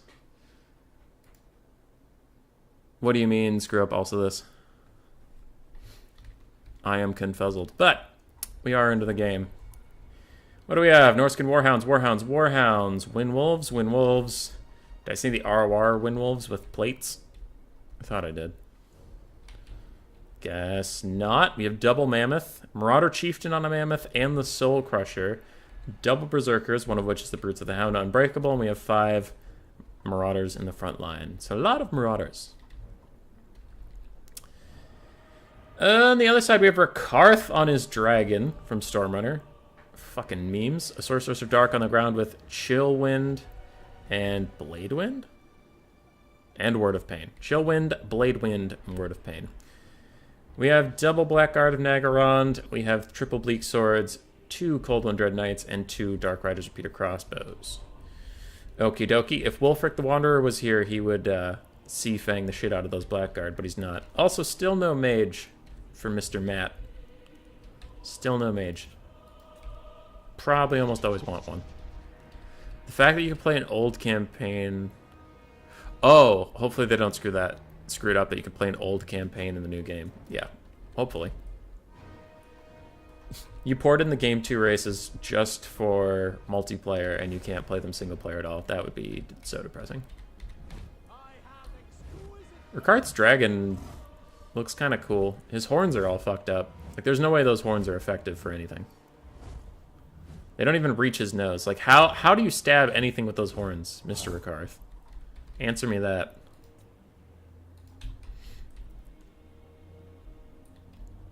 Yeah, we'll see. I worry for the Norskins. Not having a mage is brutal. Double Mammoth might be brutal, but for the Dark Elves, I mean, Rakarth is not a very good lord in any capacity. And they're very thin. They're very thin. I think these dogs will get a good surround, probably hit the repeater crossbows decently easily. Shut them down. Without any missiles, Norsca might outgrind you at that point. All the wind. Ah, fart joke. Oh, Doomsage. Rakarth just flying over the front line, realizes there's no ranged units that can really pressure him, so he's free to do whatever he wants. Not that it matters too much, as he's also not a ranged unit. And diving down next to 2 mammoths, it does seem like a bad idea. Mammoths pound through the bleak swords and then stop for a little bite to eat, and we will see if these repeater crossbows can get off some good volleys before they are also shut down by the dreaded mammoths. Ah, classic mammoths getting distracted by random chaff while you're getting shot in the face. Rakarth might want to dive down here or get a breath attack off onto this double group, but he has to do something. Flying around up there is not getting him anything done. Beautiful Blade Wind kills a Marauder and a half. Good stuff, good stuff. Rakarth still thinks about doing something eventually, but he's not going to commit to doing anything yet. And Dark Riders plus Cold One Dread Knights are taking the mobile fight. I was going to say winning, but it's actually tricky. One of the Cauldron Dread Knights is actually almost dead, so I don't know who's winning that. Ricard's still chilling. Dude, you got to go do something.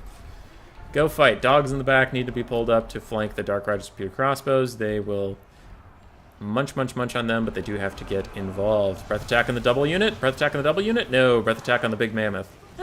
Just pretty good damage. Okay.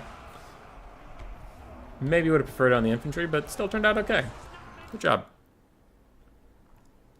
Who is pinging me, and is it important? Nope. Okay. Cool. Rikarth lands behind the Soul Crusher with the Whip of Agony popped on it as well. Melee defense of 15 means Rikarth's going to hit it almost every time with his 69 melee attack. Nice. And his bonus versus large helping him out as well. Dogs being forgotten in the back is pretty bad. They need to get involved, especially with these repeater crossbows wreaking havoc. Other dogs going to get hit inside by Dark Riders means they'll run away, and Cauldron Dread Knights could loop around for a rear charge onto the Skin Wolves, who have performed admirably against the Cauldron Dread Knights. It looks like it's about an even trade, but Skin Wolves are way cheaper than Cauldron Dread Knights, so overall that is good for Norska. Dogs being remembered, they are now charging the repeater crossbows, who are going to run away as swift as they can, though they will get outrun by the Warhounds over time, and they aren't 360 shooters, so they can't fire while they run away. Marauder Chieftain, so discount Wolfric, and the Soul Crusher a little low on health, and how are our Blackguard doing? Not well. Mammoths are very good at taking out lots of infantry. Skin Wolves are going to rout from the Cold One Dread Knight sandwich. Good. You love to see it for the Dark Elves. And yeah. So many cool units. BF Flyer, I should have assumed from the fact that you just said, should I buy Game 2? But have you not watched a lot of Game 2 content either? Just curious.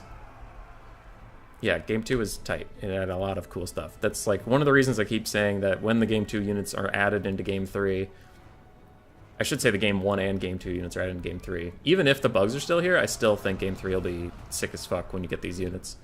I just find the Game 3 races a little uninspiring. I don't personally love their playstyles. Another breath attack onto the Mammoth's butt. Does some poke damage, not too much otherwise.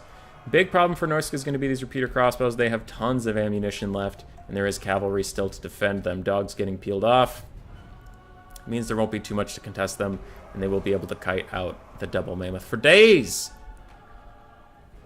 For days. This track of the Total Warhammer 2 OST was perfect. Well, let's jam.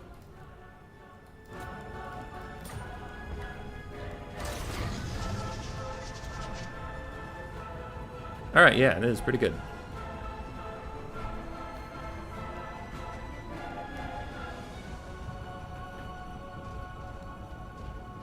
It's a bop. Alright, back down you go, sound. Ecky. Rikarth terror routing off some Skin Wolves might get a natural route later. Dark Riders with shields are actually doing okay damage on the charge, but they will lose the extended fight with Skin Wolves quite hard. Repeater crossbows need to get in range of the Mammoths, and they just got orders to do so. Other than that, Norska is being chased off. What does Norska have besides the double Mammoth? Unbreakable Berserkers, almost dead Marauders, almost dead Marauders, almost dead Skin Wolves. Okay. Unironically, those Berserkers might be a little hard to deal with. But they do have a mage who's still very healthy, and she has Blade Winds, which can do good. So if you ever blob up the Berserkers on a single entity, you can just Blade Wind them to death. And that would be quite nice. Cauldron Dread Knights running away because they don't have immune to psychology, though most Game 3 units do, because Game 3 units are superior in every way. Oh my dude, you're in for a treat. This game is only going to get better for you. Yeah, it's great. Warhammer 3, the launch is definitely a low point. So if you just got the game and you don't think it's utter shit, if you're just kind of frustrated by some of the bugs, it's going to get crazy good. Because, like, people are disappointed in 3 for a reason that, like, 2 is really, really, really good. So you'd have to mess it up. Rikarth diving in, does snipe out the Marauder Chieftain, but then the Soul Crusher's kind of kicking his ass, so he needs to get out of here. And now would be a good time for that Blade Wind we were discussing a little bit ago. Definitely needs to throw it onto the Brutes of the Hound. Please do that. They're unbreakable. You need to kill them, and the Repeater Crossbows don't want to do that job. They will use all their ammo, and there will still be Brutes of the Hound left, and that is bad. That is bad! Yes! Yes! Blade Wind! Oh, you love to see it. Oh, and the army losses kicks in from the Blade Wind. Now you need to use all the rest of your ammo on the Brutes of the Hound because nothing else matters. It's all shattering. Get it? Yes! Blade Wind. Oh, you love it. The Skaven music would be a cross between techno and death metal. The Skaven music was already perfect how it was. Don't you change it. Don't you change nothing. All right.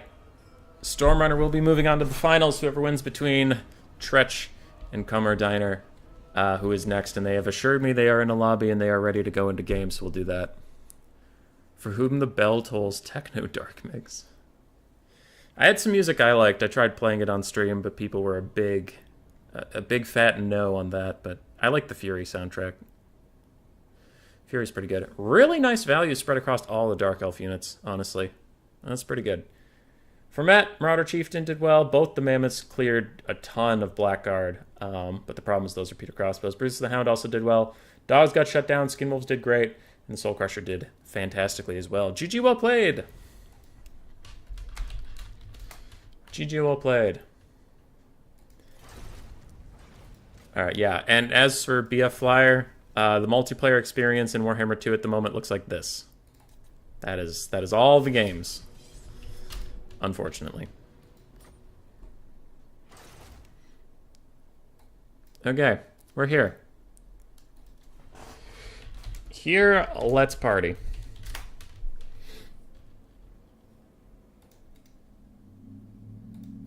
I will update the names. Oh boy. ODM Tretch. I know, like, Logic has also taken a break from streaming Warhammer 3 on YouTube. He does most of his stuff on Twitch or whatever. He just releases videos these days. So he's been kind of taking a break. Rubber Duck's about as active as he's always been, which is a little, like, here or there. He's not the most consistent streamer. Turn's been doing some Warhammer 3 stuff. I know Anticity is backing off a lot of his streaming because his numbers aren't very good, so he's going to just videos for a while, but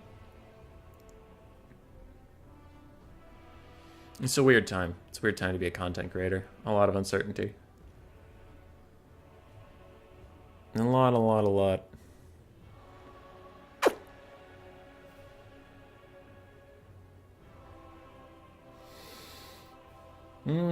Murphalurf got busy in his real life, but he's also not a big fan of Warhammer 3. 10 days not, so a lot of streamers are taking breaks. Matthew Coffin, you played so bad. You did fine. You did fine. This game has a chat box? Yes, it does, which is why people are so confused Game 3 doesn't. It's because it was here in 2. You need a caster. Yeah, casters are super strong. Definitely need some of them.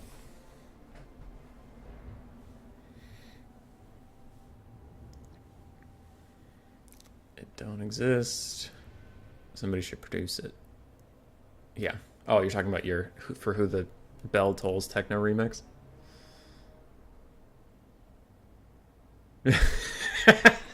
Matt, magic is for nerds.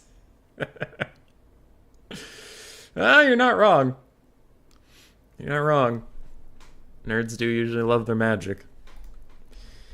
Alrighty, first off, Tretch on his dreaded Wood Elves versus the Warriors of Chaos yet again. For Chaos, we have Horsemasters, so 4 of them. Chosen, Chaos, whoa. Quadruple Chaos Warrior, 1 Chosen. We have Archaon the Ever-Chosen. Chosen with the Ever-Chosen. Double Manticore. That is a heavy metal. This is a corn build if I've ever seen one. Jesus. Jesus Christ. Bringing Chosen into Wood Elves, you mad lad. For the Wood Elves, we will see Great Stag Knights. For anybody who hasn't seen the models, Great Stag Knights. We have Glade Riders with Spears that are essentially just chaff units. More Glade Riders with Spears. In the back, we have Glade Guard to Starfire Shaft. So a lot of armor-piercing fire damage. We have Eternal Guard, Dryads, a Branch Wraith with Pendulum, the not broken Pendulum, The not broken. It does as much damage as it used to, not the current Game 3 standard. And Sisters of Twilight, the most toxic lord that has ever existed. Kairos Fate Weaver, be damned. These guys are still worse, in my mind. Fuck them. What can man do against such reckless hate? Reckon more than half of my won games are due to the enemy blobbing up and getting nuked by your caster. Yeah, casters are a good punishing tool. I changed the names, right? I did. Perfect. Perfect.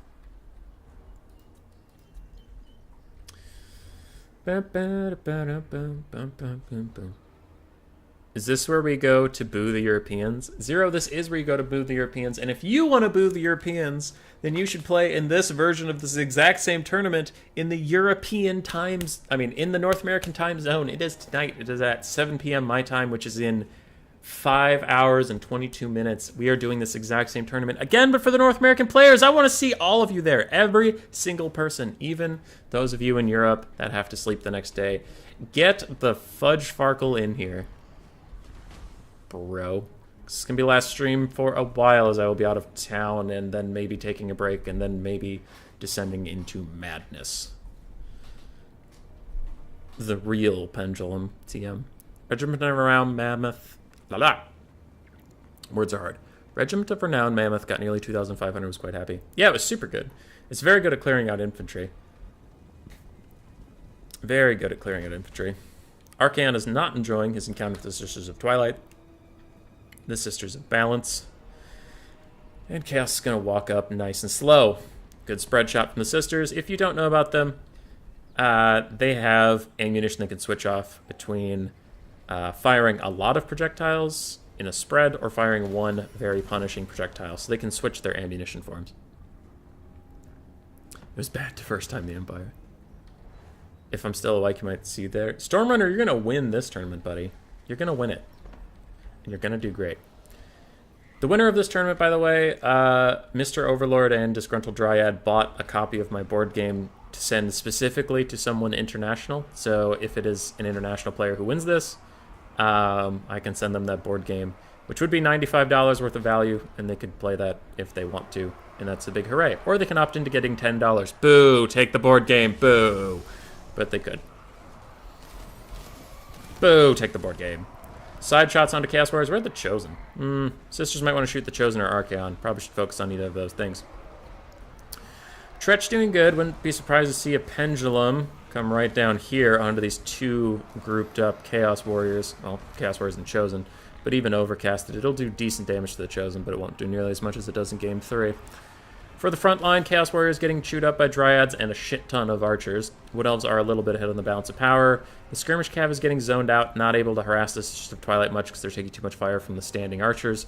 And that is a big problem for El Chaos. Where are the two Manticores? Oh, there they are.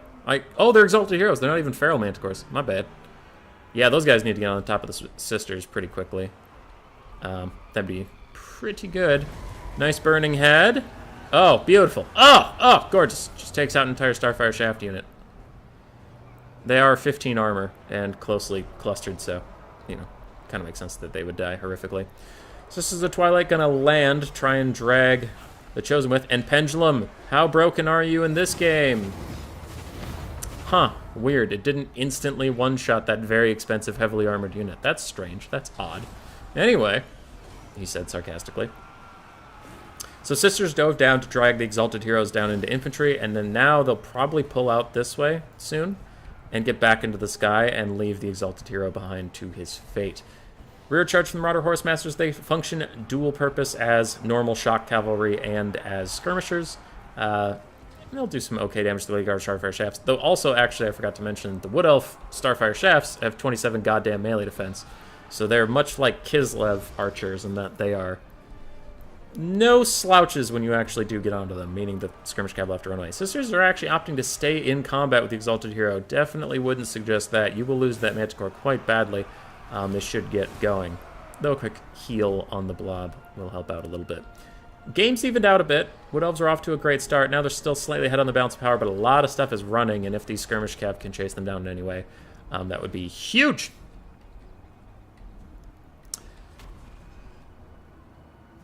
Zero, I prefer doing that in Europe. Be a flyer. I will still host Warhammer 3 Turdies. This was just voted... I am struggling with words. It was just voted on by the community that we do a Warhammer 2 one. But, like, we'll do 3. Don't you worry about it. Don't you worry. Don't you worry about a thing. Sisters, maybe want to switch back to single shot if they're going to shoot at the Exalted Heroes. The spread shot from this distance is not getting a ton done. The Chaos Warrior and Chosen grind is hanging in there for Chaos. Got onto some archers, hitting some Eternal Guard in the face. Sisters are going to try to fight a very, very low Exalted Hero up in the sky on his Manticore. Units running in every direction. Yes, yes. Balanced power still favors the Wood Elves. I do too, but if the Sisters get gooned out by this Manticore up here, I mean, things could change pretty quickly. One Exalted Hero is running. The other Exalted Hero is coming over to play. And there is a little bit of skirmish cav fire coming up at the Eagle, but a lot of it's going to miss. Eagles are small and kind of hard to hit, and these guys are close to running. If archers shoot at them even a little bit, they'll get out of here. Get out of here. What elf, mamma mia. It's my favorite unit. Sisters of Twilight, my favorite unit. They have self-contained healing that doesn't cost Winds of Magic. They have homing missiles, a ton of ammunition, decent melee combat, and they're cheap as fuck.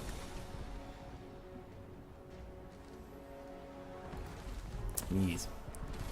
Tried the Khorne campaign, but it seemed so boring. I kind of enjoyed it, but I was role-playing as Khorne. I was role-playing as Scarbrand, so like literally anybody who wronged me in any way, I was like, "Whoa, you must die!" And that was... I lost pretty quickly. I had a fun time, but I lost pretty quickly as Khorne. You tried every game. You've tried every campaign in Game 3 already? You got to turn 30 in one, and that was the furthest you make yourself play while Game 2 is sitting there. Fair. PvP is my preferred game style as well. I like the campaigns of Warhammer. I just burn out on them pretty quickly. I'm like, I play them and I think, yeah, that was a fun experience. Okay, moving on. When I really grind multiplayer, but... right now, it's... multiplayer feels like a grind, so I don't grind as much. That was a nasty fucking shot onto Archaon. The Sisters are just up there, looming. Looming bastards. 170 on him if you change the single shot. Oh, wow. Multi-shot even takes him out at that close range. Without Archaon, the leadership of Chaos will start to falter and fail. Commodore withdraws. He retreats. That's it. GG. God damn, dude. I should release... hold on. Alright. Alright. You all here, part of the stream, you deserve a little present for being so great. So we'll get it to you. Archaon did okay. Exalted Heroes, one did okay, one did badly. And Marauder Horsemasters did fine. GG, well played. You guys want to see something? You want to see a little sneak peek at a video that hasn't been released yet? Let's do it. Let's do it, because it has something I want to talk to you about. Left screen, go to the thing, go to YouTube. So why am I so negative on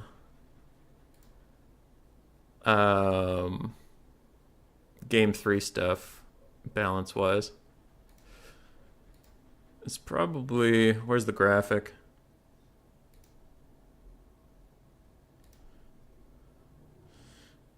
Okay, working on it. One more. Buffer. Okay, cool. So this thing... wait, you're seeing what I'm seeing, right? Yep. I make a video talking about the Game 3 factions and why I think people are struggling to have a fun time. And like people watching streams say everything's just a chariot blob, or oh, it's a single entity blob, or oh, it's this and oh, it's that. And I started comparing the Game 3 and Game 2 factions. Well, Game 2, when I say Game 2, it's like Game 1 and Game 2 got smashed together, so yeah. And Cathay, with their incentive to box from the yin and yang passive, and their stuff has stupid high leadership, and their infantry is all like really high armor and really good, except for the peasant long spearmen, who are also really good. they're kind of like dwarves, because also their cavalry sucks, partially because it's bugged, partially because it just sucks, so they're forced to play in a box with a lot of guns. So they kind of play like dwarves. And then Kislev, also extremely high armor, very expensive infantry units, but they're good. They have a passive that makes all their units literally unbreakable for a little bit. Reminds me a lot of dwarves, but dwarves with chariots and healing, so that's interactive and fun.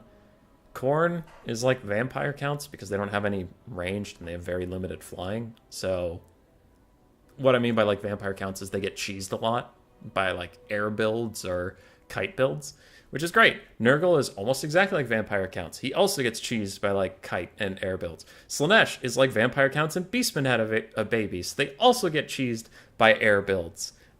Which, by the way, Cathay loves to do, so that makes them even more like the dwarves with their fucking gyrocopters. Tzeentch has kind of a wood elf element, not that it likes to kite you, but like people just get frustrated with Tzeentch because it's like blue fire insta-snipes Lord like the Waystalkers used to. And then the shield mechanic pisses a lot of people off because there's some like draw kitey type play to get your shields back. And then ogres are kind of like greenskins and they're fine. So it's like out of the 7 factions, 6 of them have playstyles very reminiscent of the most toxic and unfun factions from game 1 and 2. Because it's like, people love complaining about dwarves, wood elves, and vampire counts. And I see elements of those factions in 6 out of 7. That's great. That's awesome. People want to interact with that. People want to play that. So anyway, that video is coming out eventually. But I thought I'd share that graphic with you to continue our conversation. Because a lot of games end up being in like shitty chariot blobs or my single entity versus your single entity and who has better RNG, or single entity blobs where it's, oh my god, a bloodthirster and 2 cultists of Khorne versus an exalted great unclean one and 2 cultists of Nurgle. Holy fucking shit, guys! Who's gonna win? It's like, man, we've already seen in this game too, all the games descend into utter madness in like a good way that we've had. And again, not rose-tinted glasses. There were some games that sucked in Warhammer 2, but the problem is that what we considered sucking in Warhammer 2 is like the majority of games now in Warhammer 3. But a lot of Warhammer 2 games ended up in this like really scattered, the battle's going on everywhere, like this guy's winning this side, this guy's winning this side, it's all kind of wild. Can these units rally in here? Can this flank come in? All these things. In game 3, it's just like, whose blob will win? And it's not as much like, there's nothing about that that's affected by bugs. There's no bug that forces you to blob. The problem is the factions are designed around blobbing. Cool. Cathay has no incentive to spread out because they get active buffs from standing next to each other. Kislev has no incentive to spread out because they have the best healing in the game that's in a small circle. So they want to make as deadly of a small circle blob as they can. Nurgle has no incentive to spread out because he has no range attack. He has no skirmish that he can really use. He's slow as shit, so he can't win the mobile game anyway. Slaanesh has an incentive to spread out, but everyone who fights Slaanesh has an incentive to blob because Slaanesh wants to fucking spread out. Khorne wants to blob with a bunch of high armor and slow units, and then some dogs to tear apart people who spread out. Ogres are fine. Ogres are a well-designed faction, I think. Like, you can talk about Gorgers being OP. You can talk about Iron Blasters being OP. Like, OP units, yes, but their core design is fun and interactive if they get the balancing right. My problem with the other factions is I don't think that they'll ever be fun to interact with the Game 3 units we have. And some of the Game 2 units will really disincentivize this blob playstyle and really spread things out. Because, like, what's Nurgle going to do when there's actually good skirmish cav in the game? He can't just sit there and blob like an asshole. What's Khorne going to do when there's actually good skirmish cav in the game? Well, he can't blob up with spawn and all that shit either. Anyway. Clearly I was passionate about that. Cav charges seem broken. They are broken. They don't do a lot of damage on impact in Game 3.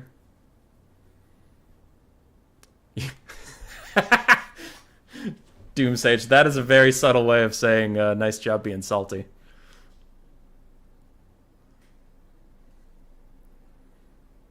Good single entity play is killer to watch. I'm not against single entities. It just sucks when every game is single entities versus single entities and you just have to sit there and watch. It's like watching 2 people roll dice and you have to comment on it. So it's like, Oh my god, and Stormrunner rolled a 6! He rolled a fucking 6! Oh my god!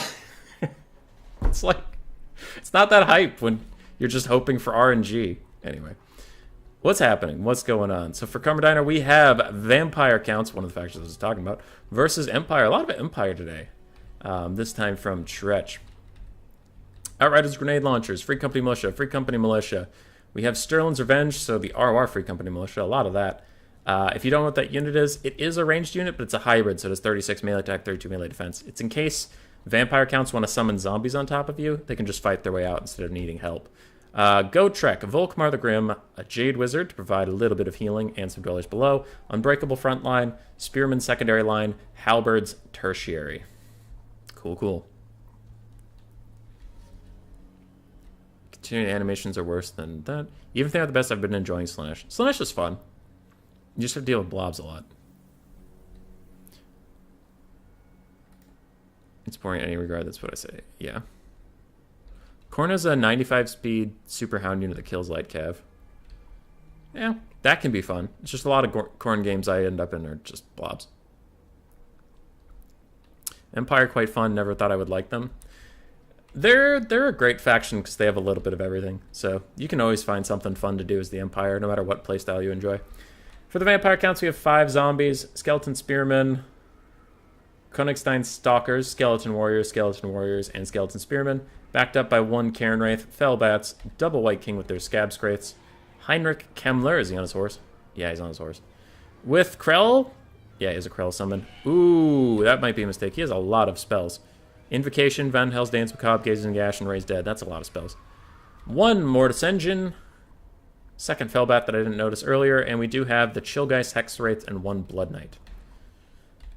Alrighty. I think the Empire is well suited to deal with this build, but it's a pretty meta Vampire Counts build. I don't have a problem with it. Hubby, how am I supposed to use Volkmar? Cycle charging a lot with him. Being annoying. That's the big thing about Volkmar, is to be annoying. You straight up tried to fight Sigvald with him, which is fine for a while, but he won't win that fight. He needs to keep charging. He does have a 50 charge bonus. And he has a chariot, so he can run through infantry a lot, get safe, heal up, come back, be annoying. Cast a lot of his like pseudo spells over and over and over again. That's the biggest thing, is Volkmar's not actually meant to be a duelist, he's meant to be tedious.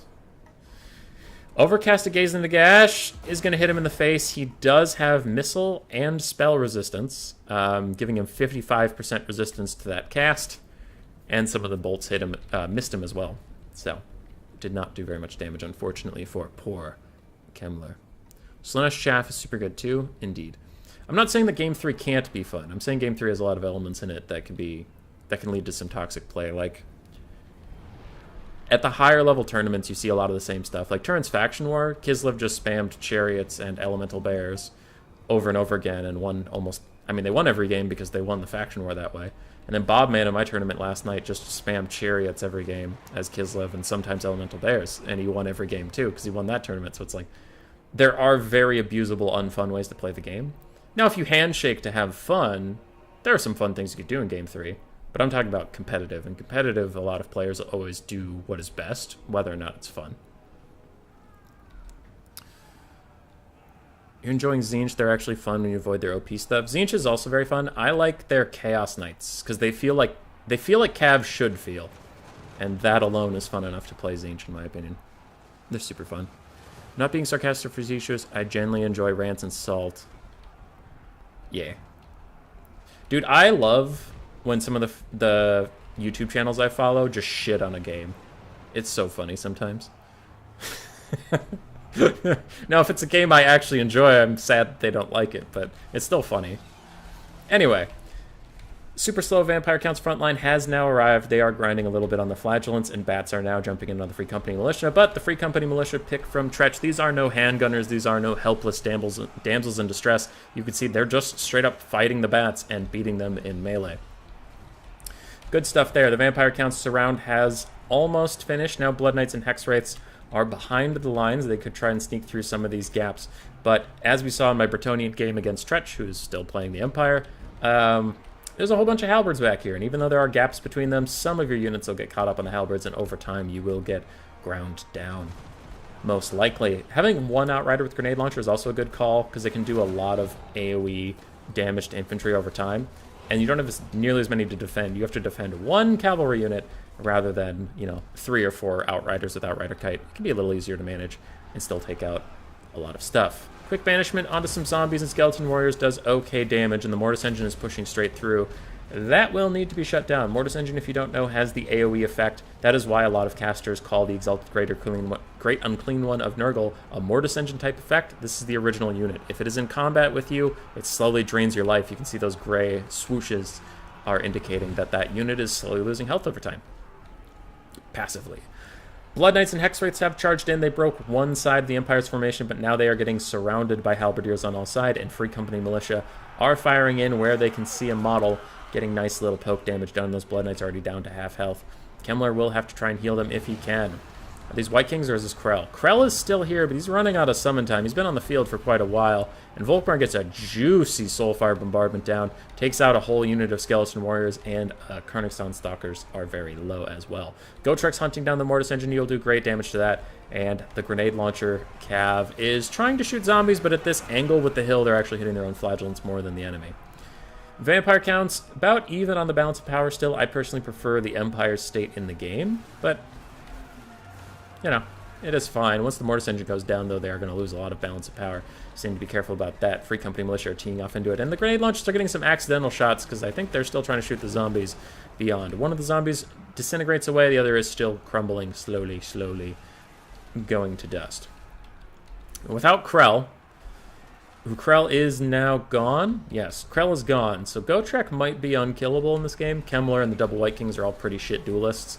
And he has magic damage to deal with the Chillgeist. The Blood Knights are not having a good time wherever they are. They're very low. I don't think anything can kill Gotrek and Volkmar. He might be unstoppable at this point. Mortis Engine is crumbling away. It heals itself up slowly over time. And being next to Kemmler somewhere. There's Kemmler. Kemmler provides healing to nearby units, and it can even cast Invocation to Heck. But Gotrek getting a rear charge on him, he's going to hit it once. And if he hits it again, it will die. Doesn't even need to as it disintegrates away. With that, no Mortis Engine left. Empire has a ton of halberds and unbreakable units left. Might be the big doom of Commerdinner. Commerdinner? I don't know how he wants his name said, but I need to avoid saying something stupid. Indeed. Indubitably. I don't think the Counts have much of a chance left. Balance of power isn't in army losses territory for them yet, but I can't see a way out of this for them. There's just too many question marks for me at this point. Volkmars can easily deal with the Chillgeists. The Blood Knights are maybe kind of a threat to him, but not that low on health and models. They need a lot of healing. And even then, I mean, just so many halberds are left. Just so many. Okay. Immunopsych is super nice. Often feeling that way myself, it's cathartic. Gotcha. Guess who just found put his headphone wire isn't long enough to stand up with? Oh. Are your ears okay, Stormrunner? Chaos Knight Forsaken Rush, just like I did that in that Chaos Empire matchup. I wish Tzeentch wasn't so good at bumping and grinding, because it's not supposed to be his playstyle, but like his units feel good, which in the current state of the game goes for a lot. So Tzeentch is very fun. I just wish I wish he didn't have Blue Fire and Broken Ass Pendulum. Then he'd be a fine faction. I don't actually think the shields are that busted. I think they're fine. They're fine. Like, they're strong, but that's kind of supposed to be his whole thing. His units are supposed to be squishy with these shields. The problem is his Forsaken and Chaos Spawn aren't. But that's a balancing issue. That's like a design issue. I'm much more critical of things that I think are designed poorly than things that are balanced poorly. Because it's like, you can change some numbers to make things more fun. You can't change a number to make Nurgle more fun. Like, I don't think Nurgle is a numbers problem. I think he's a design problem. Because if Nurgle's numbers were good enough to win games, it would just be a Nurgle blob that wins rather than a Nurgle blob that loses. And it's like, I don't think he has a fun playstyle, personally. Ironically, the worst of all of them. Empire has this. Nothing to kill SE. I agree. 1,500 for Volky G, 1,100 for Gotrek. A whole bunch of boys with pointy sticks doing good work. Flagellants did fine. Sigmar Sons did fine. Free Company Militia, mixed values, but they just did a lot of good fighting, and they weren't easily compromised.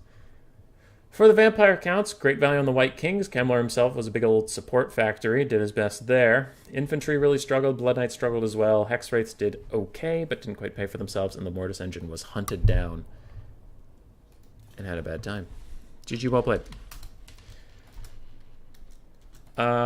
Stay here. I'll invite Stormrunner here, just so we don't have to switch lobbies again. Other games. God, I know we're friends. Pineapple. There you are.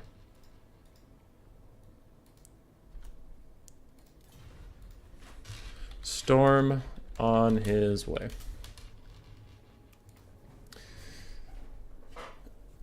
Now, come from behind him by Skaven, who entered the match unannounced. That would be very Skavenly. Nurgle is a combo of the worst parts of dwarves and vampire counts. Blizzard struggle to balance through factions. What are they now? 20-something? 7 plus 15, so 22. And then Chaos Dwarves coming out soon, so 23. Alright, I'm going to put a blocker back up. Let these guys figure out their stuff. I have to go to the bathroom and grab something else to drink because my throat is dry as shit. But this is the finals. It is a best of 5. Stormrunner versus Tretch. Well, best of 5 is pick 2, ban 0 for games 1 through 4, and then the last game is pick 3, ban 1. It's kind of weird to have a best of 5 because we actually have enough factions to do so without extremely limiting people. Yeah. Okay.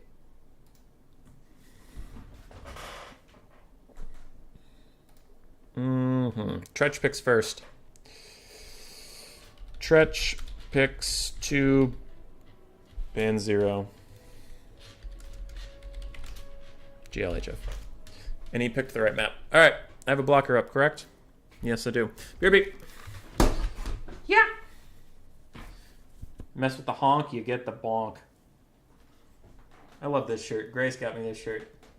Look at it. Look at how cute it is. He's got the little bonk stick. Untitled Goose Game is a treasure. Fight me.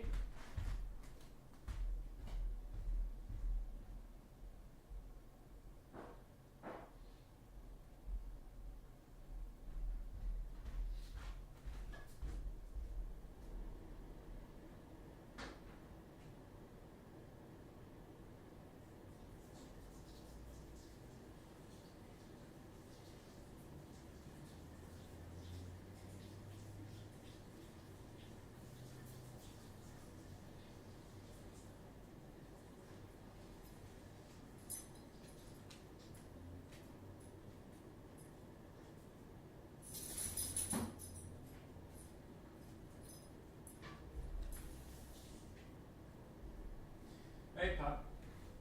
Hey, Pop. Okay.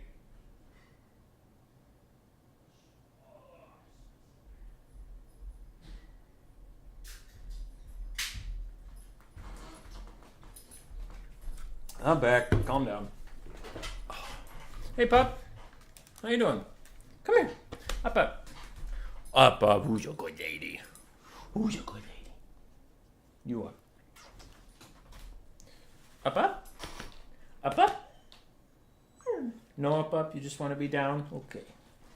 Okay, little lady. I miss anything fun? Oh, now you up, up. Who's your good lady? Who's your good lady? Yes. Yes. Oh, good puppy. Good puppy. Without my winning play, he's doomed. Danielle's back. How you doing? How you doing?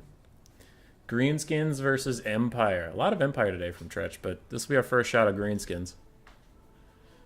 Should have brought the ice puppies in your Norskin game. They're good.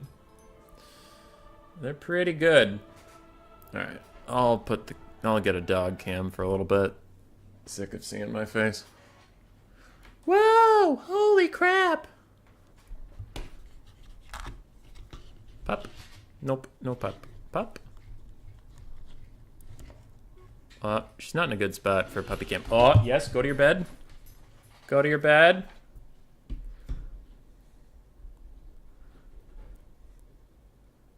Hi, pup. Who's your good daddy? Who's this good puppy? Look at this good puppy. How can you be upset about a good pup? Oh. Oh. You love it. You love going on walks after the stream, don't you? We have one more best of 5. Then we're going to go on a super great walk together. Yeah. Actually, not a walk. We'll go on a jog. Because it's finally not frozen outside, so I can do my cardio outside rather than doing jumping jacks in front of a TV for fucking hours. Who's a good puppy? Loves the butt squishers. Good pup. Good pup. Oh, she's wandering off. That might be the last of the pup. It is during her nap time, so she might be going back to nap. But we'll see.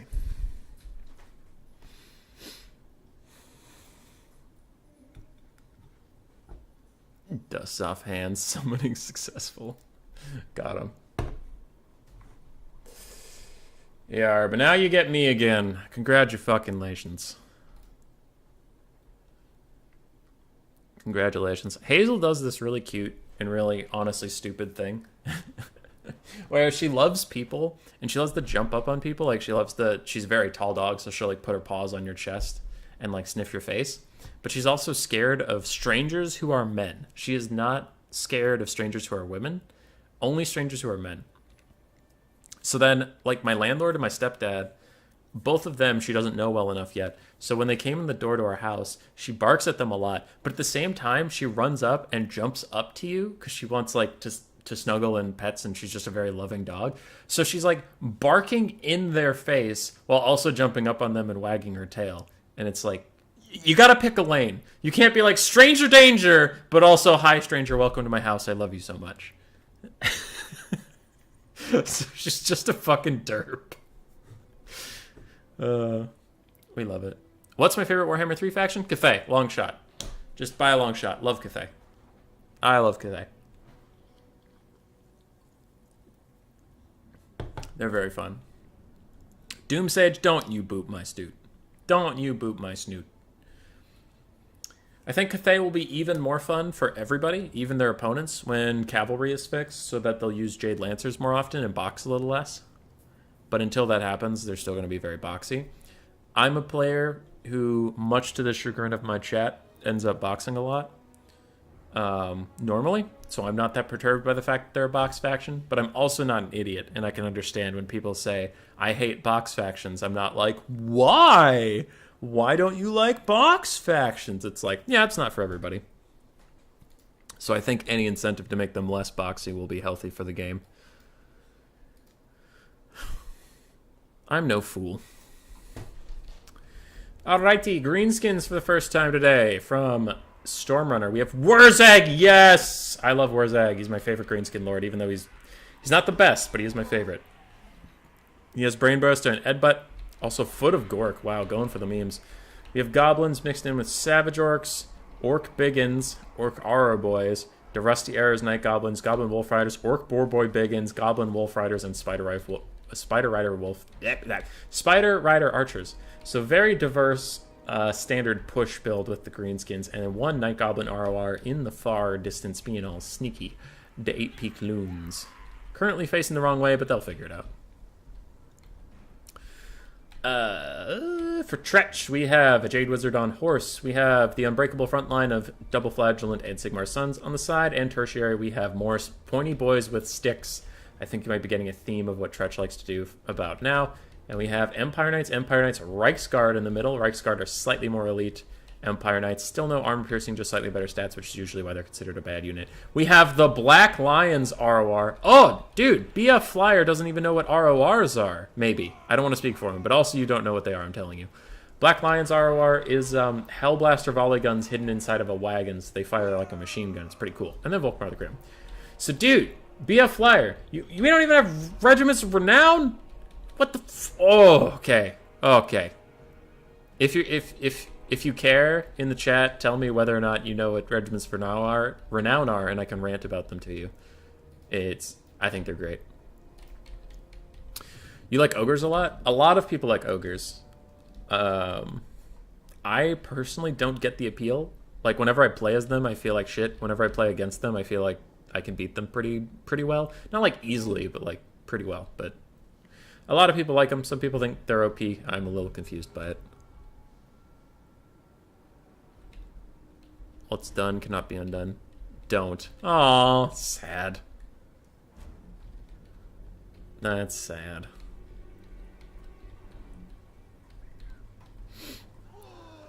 Alright. Anyway, both players still setting up. Do not please rant. Okay, then I won't rant. The short version is Regiments of Renown are slightly different versions of the regular units that usually have increased stats or abilities. So, like, the Regiment of Renown of the War Wagons have machine guns, and the regular has pistols. And they're not in Game 3 yet, but we're so excited for when they are. Because you could get, like, a Chaos Knight of Tzeentch Regiment of Renown might be like, the Chaos Knights are regular, and then the Regiment of Renown is them, but they have 360 shooting flamers or something. So dancing is a no-go. Swordsman ROR are unbreakable. Huntsman ROR, shit. Yeah, some of the regiments around are pretty bad. Some of them are. Greenskins pushing up. Black Lions getting out there and shooting while they still can for now. Firing their little Hellblaster volley guns into the Orc Biggins. Doing a lot of damage there. I want to catch a volley. Up, up, up. Got him. Volkmar intentionally running into Goblin Wolf Riders and Goblins, trying to get a Soulfire bombardment out, but it looks like the Goblins are trying to dodge. They dodge a little bit of it, but not a ton. Skirmish Cav is flanking. The Night Goblins that are stocked are also flanking, so the Greenskins do need to kind of wait for them to get involved, but their front line is going to hit way before then. Archers poking Volkmar the Grim a little bit. Exalted version, more or less? No, it's much more like ability-based. Very few RORs are just stat increases. It's like they have like a special ability. Like these Night Goblin RORs, the Rusty Errors, are like Night Goblins, but they have armor sundering, so they take armor off of things. They're very cool. I like Regiments for now. Volkmar running through the front line, helping out with Flagellants. Savage Orcs losing to them currently with all the buffs they're receiving. Reichsguard going to charge through their own guys to hit the Goblins, knocking some of them around. Their leadership is faltering enough that they might just break, and other Empire Knights also charging up to do the same. Though with the Empire Knights getting involved in the front, I wonder what'll protect the sides. Stormrunner does have to get a little more aggressive with his cavalry run in there, really push the limits of the 3 Empire Cav, because currently, since they don't need to deal with enemy cavalry at all, they are just crumping down units, and even these Reichsguard could push now onto the triple Orc Auror Boys. Take out a lot of archery units, and that is a big problem for the Greenskins. Wurzag takes a ton of damage from the Hellblaster volley guns that also take a ton of damage of their own from, it looks like, archer concentrated fire and some skirmish cav, maybe possibly. So trade of a Lord for a very intense Regiment of Renown unit. Probably still going to favor the Empire in that one. Empire is a little bit ahead on the balance of power, and Orc Boarboy Biggins get a side charge on the Spearmen, lowering their leadership by quite a bit. But Stormrunner is going to concede since Wurzag is so badly damaged.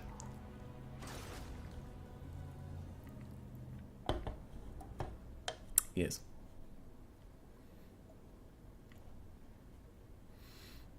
$2,300 value on the Black Lions. That's heavy metal. Poor Wurzag got shut down. It must have been the archers that got that value. Like, these guys getting 900 in that short of a game. They must have been shooting that War Wagon ROR. The spear box of the Empire is ruling the day. But now Tritch can't play them. What will you do, Tritch? What will you do? Probably play as Wood Elves. Or as Tomb Kings. Tretch really likes Tomb Kings.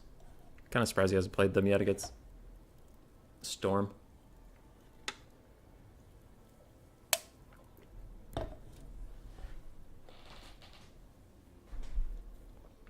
I put a black rep, right? Yep.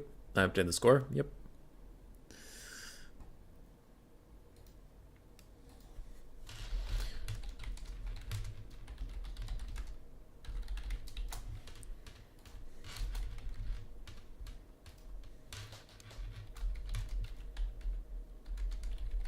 All right, I'm starting a community poll. I'm trying to keep this stream serious. Keep everybody focused. I have emails. Are they important? No. No.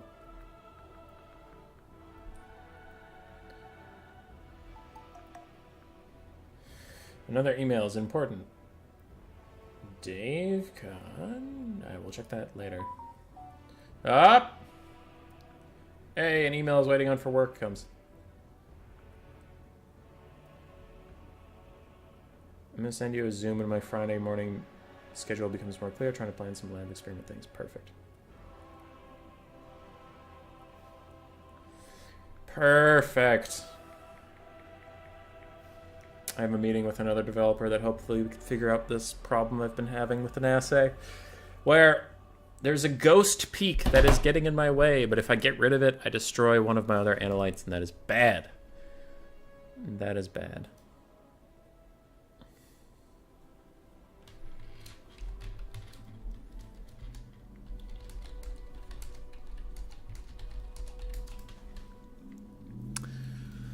The feeling when you spell purple like purple.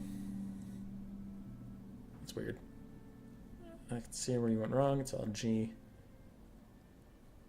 Dude, green is the best color. I've liked green since I was a little kid.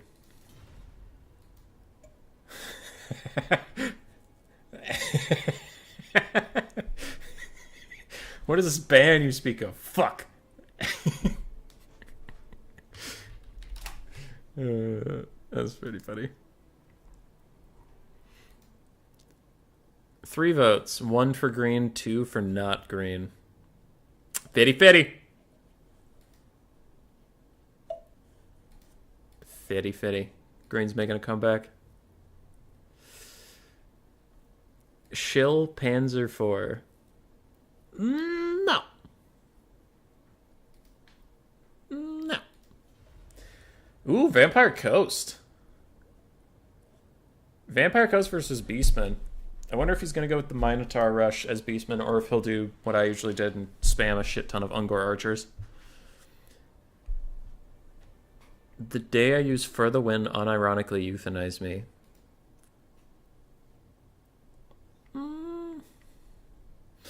I guess if I have to. Purple's a good color. That's Grace's favorite color. Purple's good. I was a hardcore emo kid, dude. Still am. Still am a little bit. My favorite colors are still green, black, purple in that order. Ugh.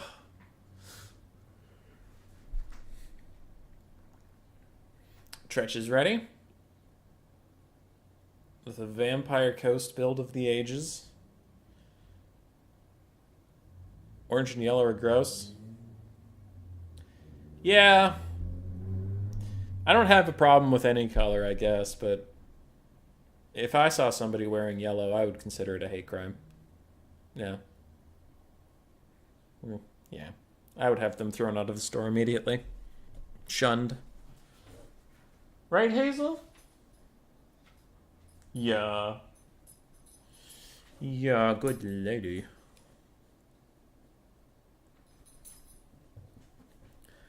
That usage is okay, I guess. Bum, bum, bum. We have a good pup down here.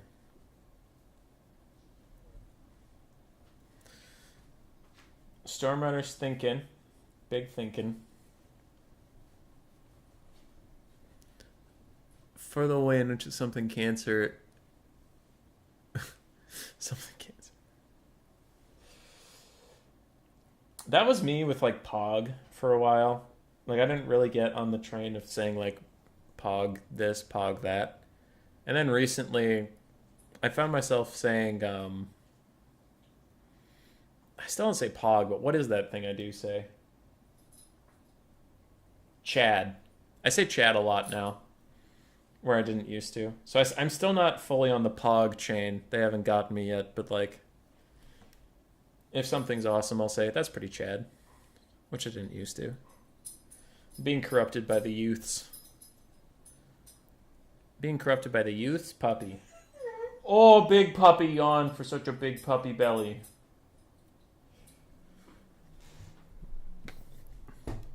Hazel's upset. Cyrus just pogging on me in the DMs. Alright, pup. Hey, bud. Hey. If you jump up on me, the stream will get to see you too, so come here. Come here. Come here. If I look away from you, you're going to jump up because you'll think I'm ignoring you. Oh! Oh! Oh, did Dad predict what you were going to do because Dad knows you really well? Huh? Huh? Does he? Yeah, he does. You love Dad. Who's a good puppy? Who's going to win, pup? Vampire Coast or Beastman? Judging by the builds, I'm going to say Beastman because I see a lot of archers, which is what I was hoping for. Good lady. Alright, what do we got? For Stormrunner, Goreherd, Blackhorns Ravagers, Goreherd, Ungoreherd. It's a lot of them. We do have one Great Bray Shaman of Wilds on his chariot. He has Traderkin, which is very good against crabs, Bray Scream, and Viletide. Nice stuff. We have two Gorbles amongst Minotaurs' great weapons, and we have two Centaurs on the far side. I swore I saw 4 Ungor Raiders. Where did they go? Ooh, all in Vanguard. The full Vanguard Ungor Raiders with some Ungor and Gore support. That's neat. We love that. For the Vampire Coast, we have triple Crab Mob with their gunners, one of which is Lamprey's Revenge, which heals itself. We have Count Noctilus on his big undead Shipperino with the cannon arm. Go, Noctilus, go.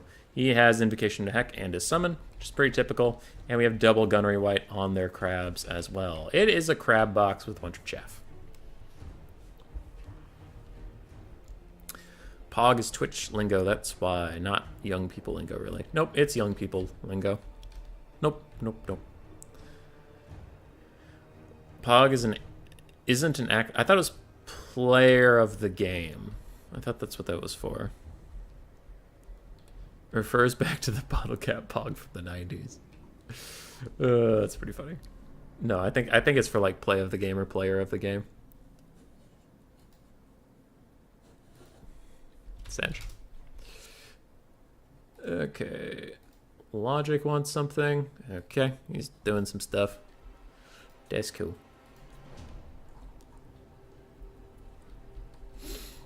Who will prevail? The archers or the crabs? That's pretty much everything that you have.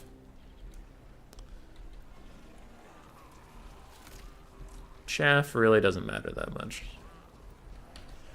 And these deckhand mobs with halberds they're chaff. They're pretty bad. So this box is mostly about the crabs, just outlasting everything the beastmen have to throw at you. I have 2 more notifications. What about play, not player? Yes, I see. Bitch, I'm telling you what it is. It refers back to the Pog game from the 90s. Yeah. No, of course. I believe you, yeah.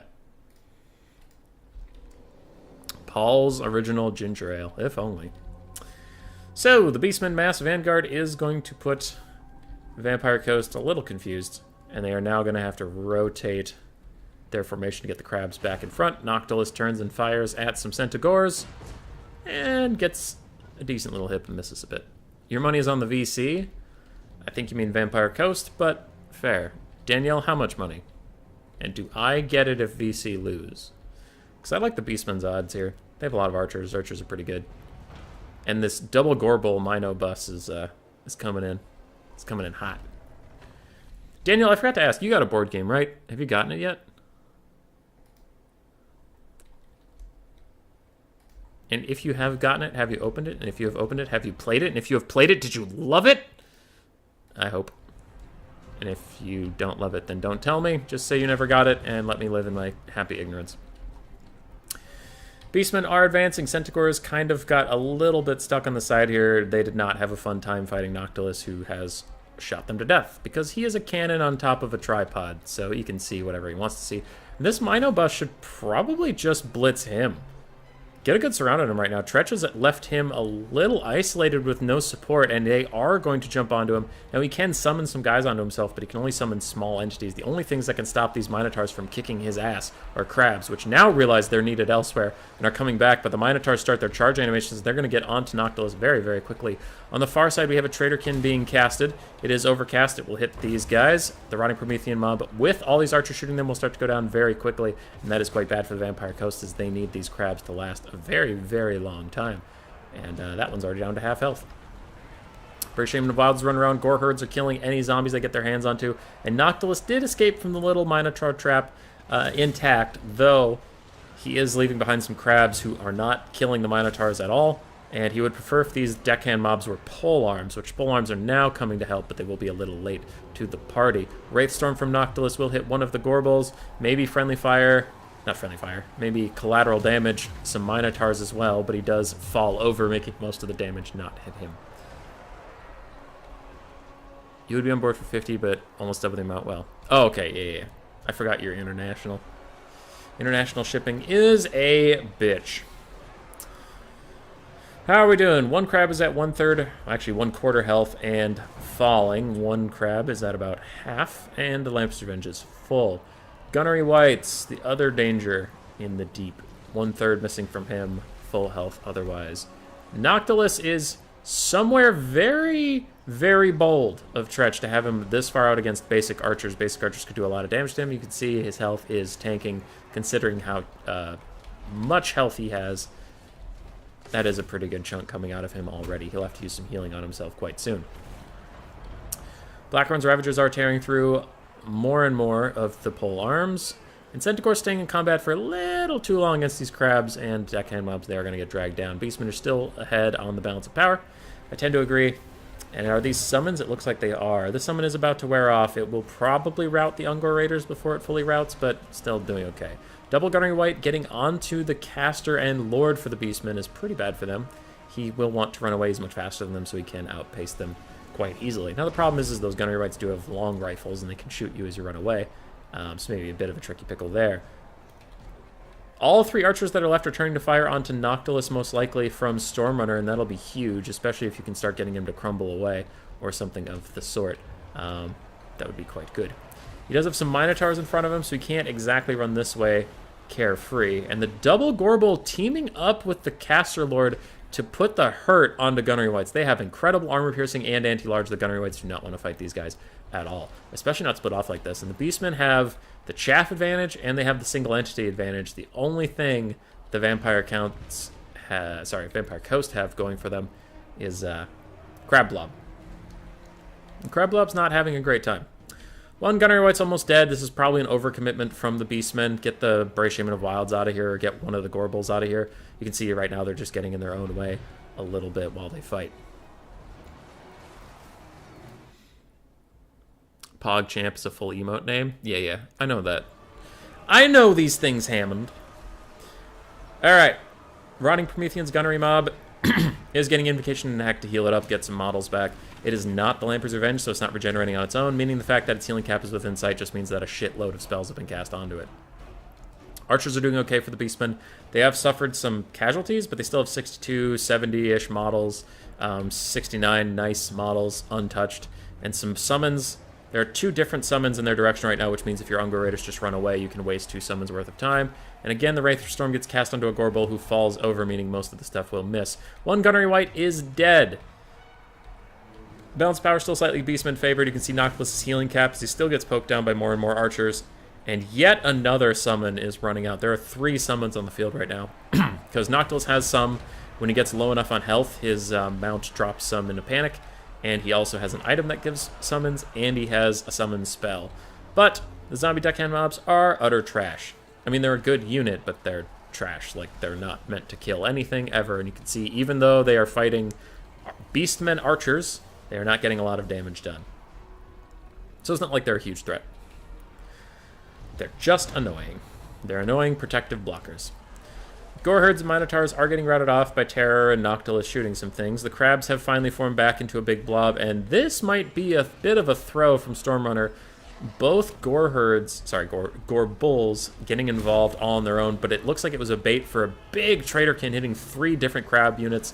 It'll do a lot of damage to them. A little bit to the gunnery, but mostly these 3 crab units taking that damage.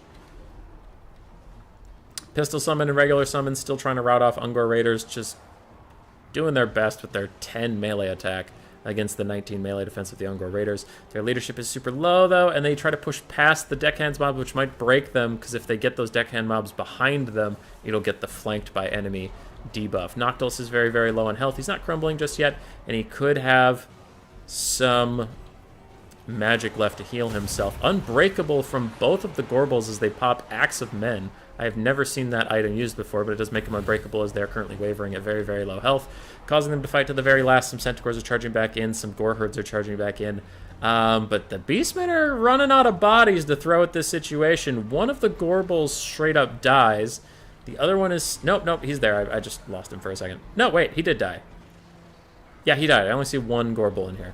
So one Gorbal is dead, the other Gorbal is barely hanging on, 346 health. As soon as that Unbreakable wears off, he's definitely going to run for the hills, but he might also just die in the process. But the big carries that I've said from the very start, the archers, 4 out of 4 are still on the battlefield, still firing, and this one has a ton of ammunition and 43 models left, which is nothing to scoff at. The other ones are running a little bit low on ammo, but they should be okay, as a big Wraith Storm is going to destroy the Great Bray Shaman of Wilds. Good God, that did a lot of damage. And he's going to rout. Noctilus is also running away. He's at 0 leadership, so he's not crumbling anymore. And one more Traderkin was cast on the blob. Can the archers carry the day? It's looking a little skeptical. Vampire Coast was ahead on the balance of power for just a moment, but now it's kind of back to even. As Noctilus gets hit by more and more arrows, he's starting to crumble, but he finishes off the Beastman Caster Lord. That will cause their leadership to dip, and they might start routing. Oh my God. It's so close. Noctilus is at 0 HP, he has crumbled, meaning the Vampire Coast will also start crumbling. It's a leadership fight now. Who can hang on the longest?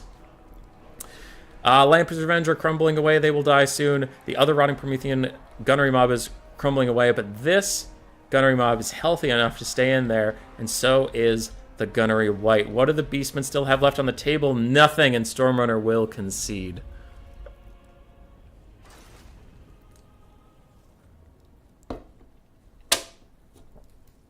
That was close.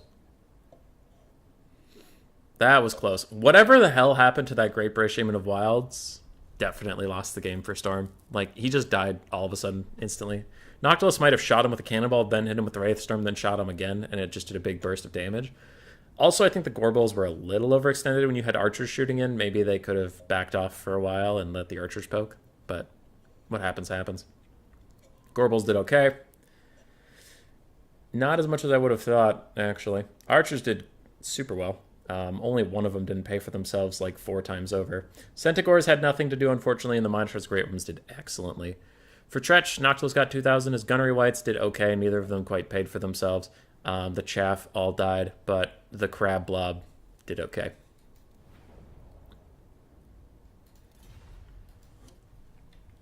That was very close. That was very close. Because imagine if that Beastman Lord hadn't got sniped at the last second, and then Noctilus just died there.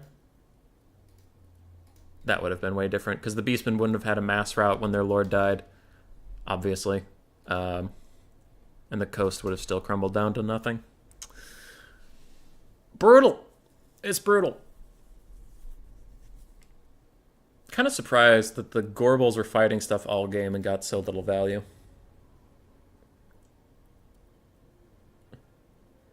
You don't know the name of the map in your language.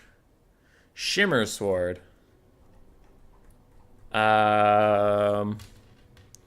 Do you know Schwarzhafen?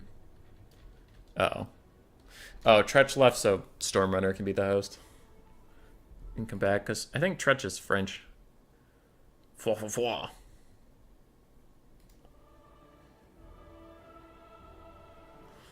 I have a blocker up now. Yes, I do. I upgraded the score. So this could be the last game. We could have 2 more. We could have 3 more. Who knows?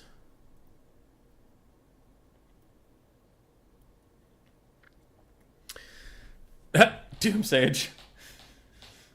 Salty that Tretch beat you recently. Yeah, Tretch has beaten me too in the past. We should flame him. Uh-oh. Tretch leaving as the host of the lobby and coming back caused a crash. At least that's not new. We can play the intervals, but we mean everyone. I want one, gonna order it ASAP, want to remake it in Unity and send it to you. In Unity? Interesting. Big NACL, you're curious if people are going to do some Warhammer 2 tourneys since multiplayer for Game 3 is kind of bad at the moment. I do whatever the community wants, and they voted for 2. So we're here.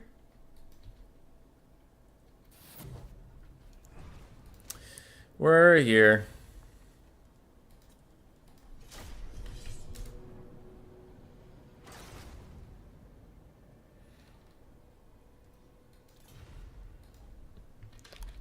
Lobby bugged, or are we good? Sometimes if you're spectating and the host leaves and comes back, it could be a problem, so we'll see if they can start the game. Not everything was perfect in Game 2, ladies and gentlemen. Not everything.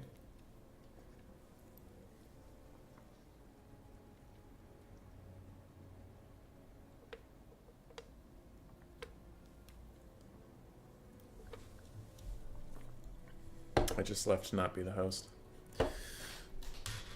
Yar. My game crashed, but we back.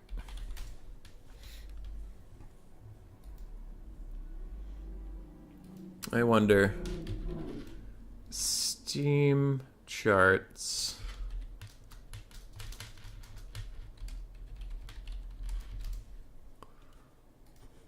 Warhammer 2. 9,000, 10,000 players playing Warhammer 2. Steam charts. Warhammer 3.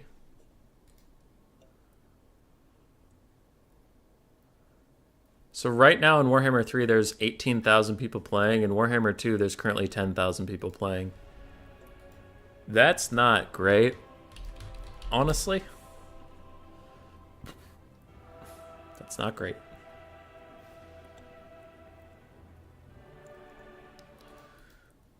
And the all-time... Wow. Wow!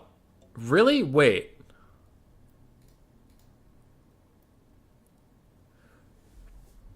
That is insane. Okay. Okay. Let me make sure I'm reading this right. Steam of all time, Warhammer 2. 70,000, 80,000 is like the height there. 84,000, 60,000. And then you can see it falls off a cliff due to Warhammer 3 coming out. Like... February of 2022, where it's 36,000, and now we're down to 13,000. And then if you go to like 7 days, we're in the 10,000 range. Sorry, I was just making sure you're with me. Warhammer 3 was at 157,000. That's more than like ever in Warhammer 2's lifespan by almost double. And in a month, it's already down to Warhammer 2's lowest point ever. That is crazy. That is absolutely crazy. Oh my God. Oh boy. That's pretty bad. That's pretty not good. Call me the concerned. Tretch going back to his Tomb Kings and Lizardmen picks. Stormrunner goes Dark Elves. I would not be shocked if Tretch went Tomb Kings, because Tomb Kings Dark Elves was considered an even matchup, and Tretch really likes Tomb Kings. So I would expect that out of him.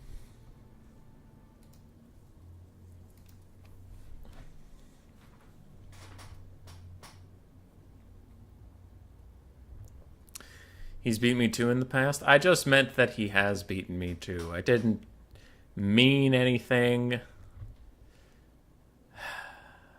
by it, Doomsage. So he is le Tretch. Oi, oi. Yes. Wee wee.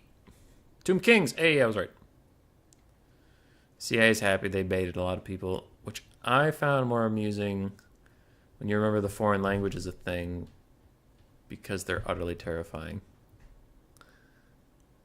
What? I'm confused, Doomsage. I don't know what's going on.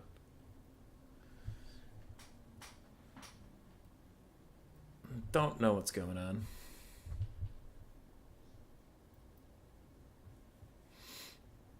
Okay.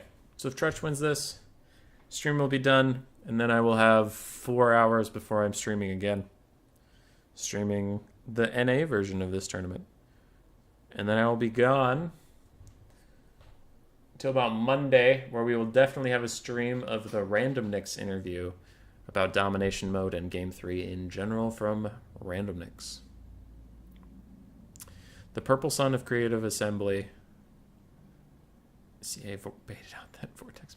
I'm just teasing you. No, you're not. You're serious. Everybody's serious.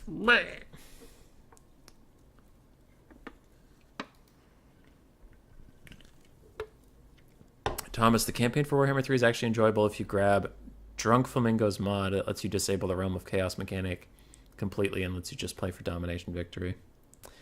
Yeah, I've heard some of that. I'm mostly involved in the multiplayer community, and I know multiplayer is not super satisfying right now for people, so that's one of their main concerns. The campaign is pretty fun because it's a formula as old as time that just works. Everything, all of it just works.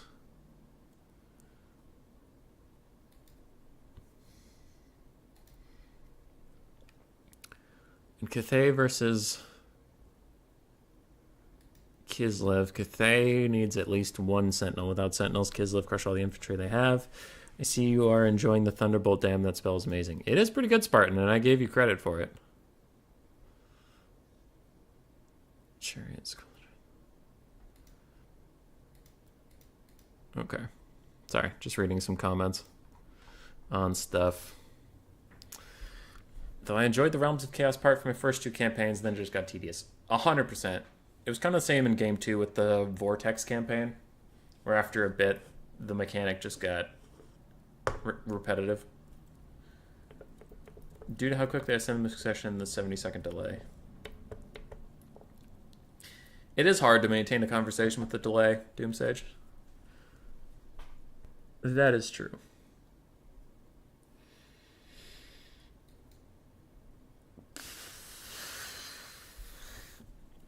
Subscriber count is still climbing.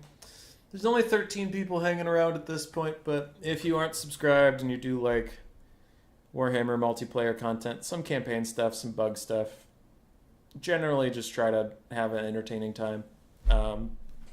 Please subscribe. Feel free to do that. We've been growing recently, which is good, though the growth has slowed down as Game 3 has slowed down. So 1-to-1 there. I was talking crap about the French. I got in trouble in high school for talking shit about the French. It was a joke, but it was a part of my presentation and one thing where I just said a one-off comment about, because I was presenting on Napoleon, and I was saying something like, it's odd that he didn't just surrender to maintain his cultural heritage. And what I didn't know is that English teacher I had was like a super big Frenchphile, and she went to like Paris at least once a year, and like her husband was French and all those things, and she gave me a C, and she was like, "Don't joke around in your day." I'm like, all right, dude, chill out, bro. I was thinking, Norsk OP. Matthew Coffin really just on about the Norskets today. Who is messaging me as Cyrus? Explain. No. I refuse, Mr. Cyrus. Trolling me. Alright. Dark Elves versus Tomb Kings. We have a fucking Bloodrack Medusa. What is that? Okay. Alright. She is a monster. She's a hybrid ranged monster, and she's usually pretty bad. We have a Supreme Sorceress of Fire in the sky, double Black Guard, some Bleak Swords and Dread Spears mixed throughout the front line. We do have 2 Dark Shards with shields, double Bolt Thrower, 2 more Dark Shard Repeater Crossbow Cav, and double Dark Rider. Cool, cool. For the Tomb Kings, we have the Chosen of the Gods, Aru Shopti Great Bow, no other Shopti Great Bows. We have Triple Chariot, 2 Nehekara Horsemen, Arc in the Black, double Tomb Scorpion, Skeleton Warriors mixed in with a lot of Nehekara Warriors as well. Did I see? I thought I saw 3, but I guess just 1? Weird. Thought I saw more than that. 2 Carrion to harass the sky. And that's about it. A nice little push Tomb Kings build. It's fine. You having the attention span of an underperforming goldfish doesn't help either. Yeah, that's fine.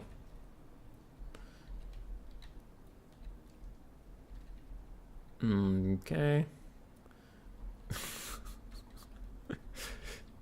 I don't even know what's going on in chat anymore. It's just descended into nonsense. She loved the baguette. Yeah.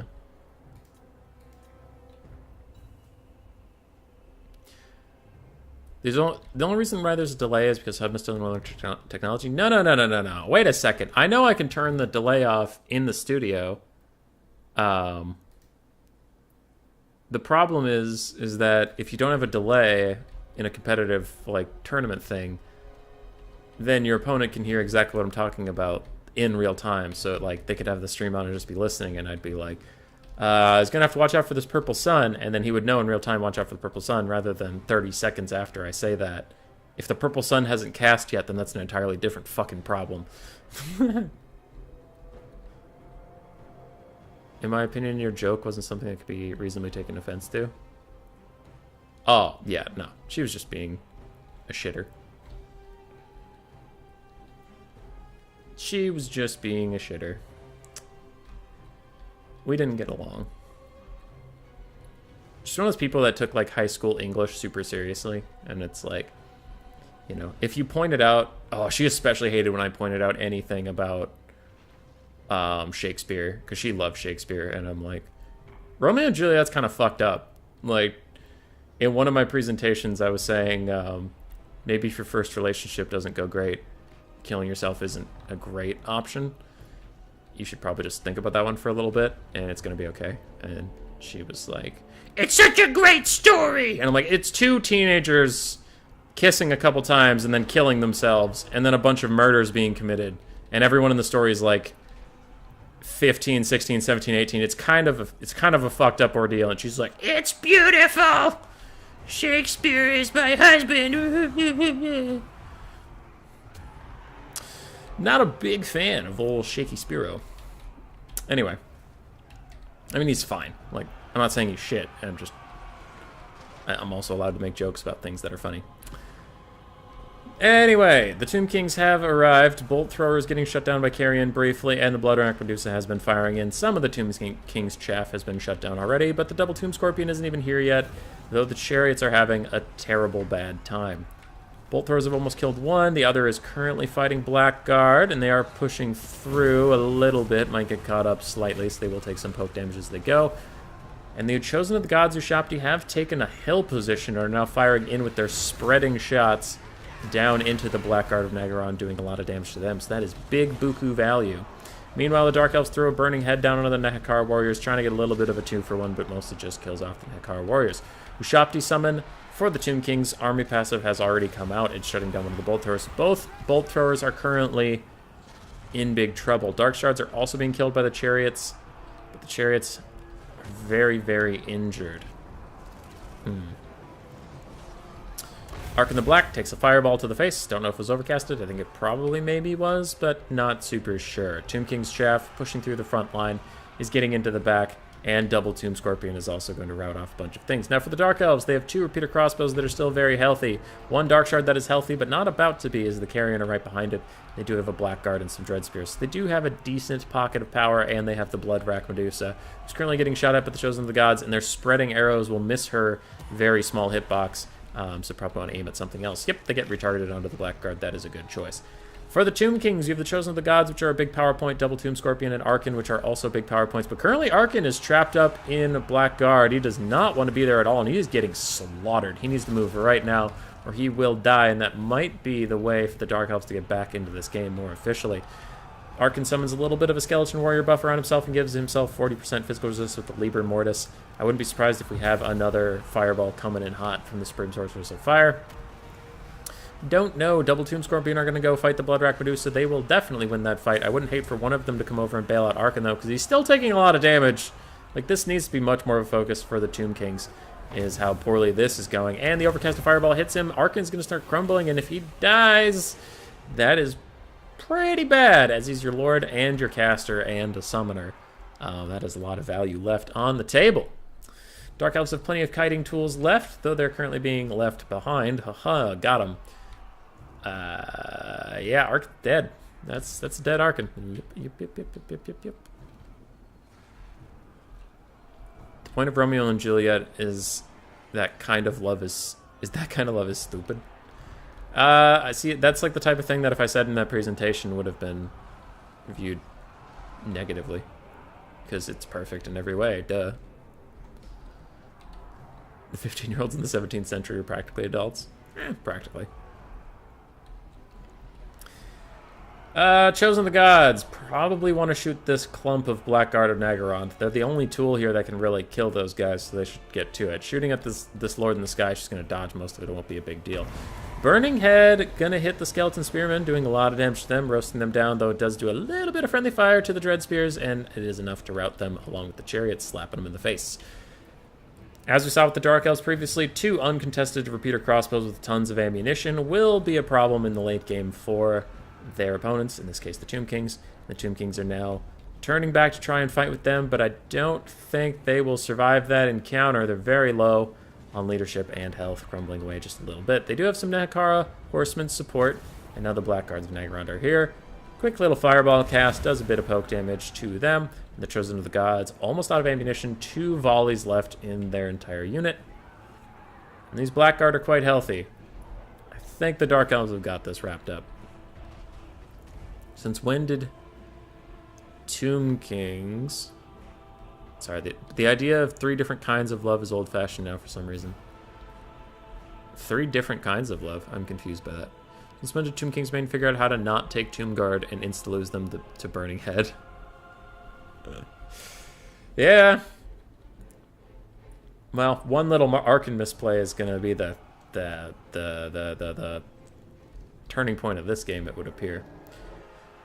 One Chariot still crumbling away. A Tomb Scorpion is chasing off a bunch of units into the distance, and it will rout all these guys off the edge of the map if they are not moved soon. Looks like these Dark Shards are eventually going to get hit, and that'll rout them off as well.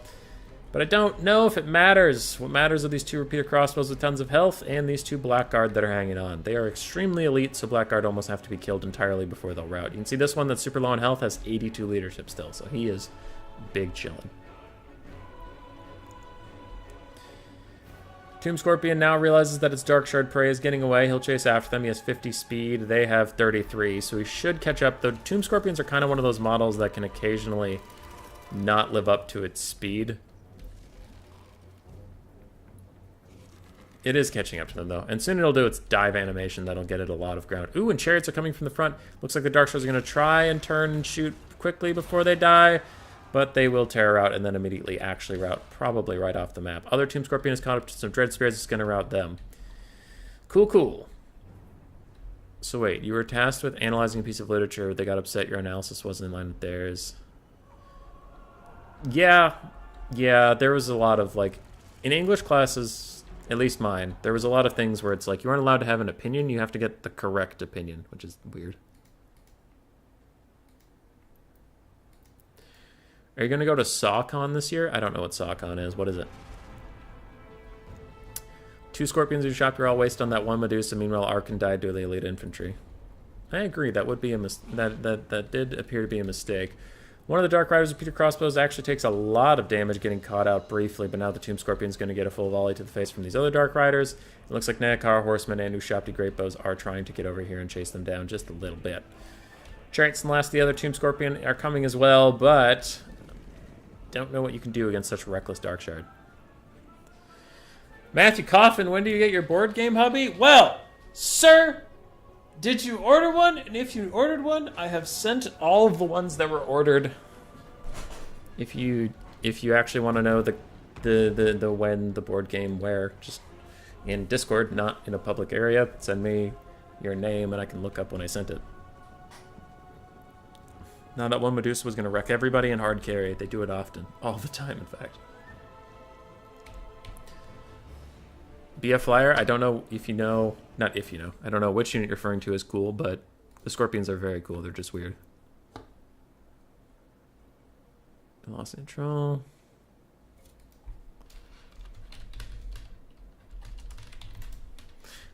Alright. Sorry, I was reading a message quick. Looks like the Supreme Sorceress of Fire landed for a moment, which could prove to be her undoing if this Tomb Scorpion gets some good hits onto her. It is going to run past the Sun Chariot. Does it get its dive animation before she gets into the air? No, she does get up into the air. Dark Shards are still firing in. Sorry. The Dark Riders with repeater crossbows. Ooh, and a fireball to the back. That is probably GG at this point, because nothing you have can catch them. 74 speed to 92, 92 to 78. Yes, these guys are faster than you. There's a whole bunch of halberds. It's over. Atlas, this is still going. We are in the finals, so it's a best of 5. And if the Tomb Kings win this one, the stream would be over. But it is looking increasingly unlikely that that will be the case. So we are 99.998567% going to a game 4.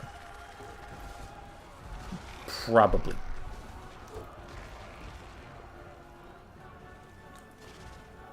Blackguard's leadership looks low, but it's still 34. So that is higher than a Clan Rat's base leadership. They're not going anywhere. They're chilling. That Tomb Scorpion's going somewhere, and it's called Hell. It's going straight to Hell. Crumbles away. Good for you. Ushapti are also crumbling. Nekar Horsemen are crumbling. And that is going to be army losses with a big fat period on it. Yeah, their leadership at half is like 59. And Blackguard ain't going nowhere. If you say so. First time I've seen a Medusa in PvP. Sorry, that was sarcasm. It was sarcasm. Yeah. What even happened to the Bloodrack Medusa? I never saw it die. It got chased off by a Tomb Scorpion, but it's pretty bad. It's a pretty bad unit. 510 value after firing all game and fighting for a while. Yeah, it's not good. Dark Riders Repeater Crossbows didn't do that much damage. Blackguard did okay. Ooh, yeah, Blackguard did incredible. Goddamn. And the Burning Headcaster did fine. Arkin getting sniped was huge. Huge with a capital G in the middle of the word for no reason. And Chariots did okay. Tomb Scorpions did fine. And Chosen Gods did okay. It's a big sad the Medusa is bad. It's a fun unit. It's just trash. I tried to make it work many times, and I couldn't. And if I, literally the best player alive, can't make it work, then no one can.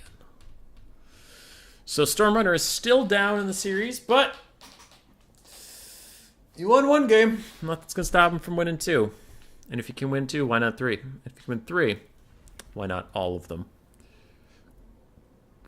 There, I'll move that where people can actually see it.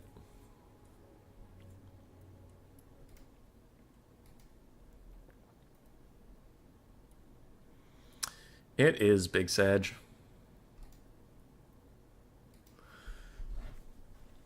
They're better than the Charybdis. Charybdis is just literally useless. At least the Bloodrack Medusa is kind of funny as a meme. The Charybdis is just sad. They're better in SFO. I hear a lot about this SFO mod. What is it? What makes it so good? Why did so many people play with SFO?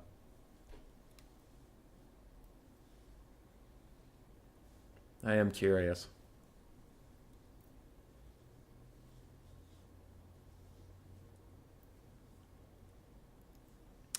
Chaos Wood Elves for Stormrunner. What have we had? We've had Vampire Coast, Tomb Kings, and Dark Elves for Tretch. Yes. Did Tretch use Dark Elves in this one already? No, he used Empire. Okay. So those three factions gone. Chaos and Wood Elves. Oh, God. I mean, he might go Wood Elves. Then force either the Wood Elf Mirror or Chaos into Wood Elves. It's been a while since I've had to think about these matchups. Could go Lizardmen. Lizardmen's even with Wood Elves.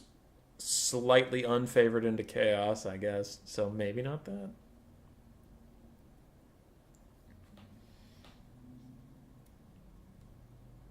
Bretonia would be really bad against Chaos. Dwarves is good into Chaos-ish, bad into Wood Elves, so me.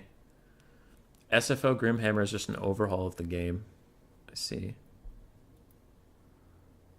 Hey, Stormrunner's in the chat. What up, dude? Dean Barton, hiya. Good to have you. I think it should switch to anti-large. Like 4 spear units grinding on a mossy stump, and there's no army losses. Oh, I see. Thought the Charybdis was good for its cost at killing other large creatures.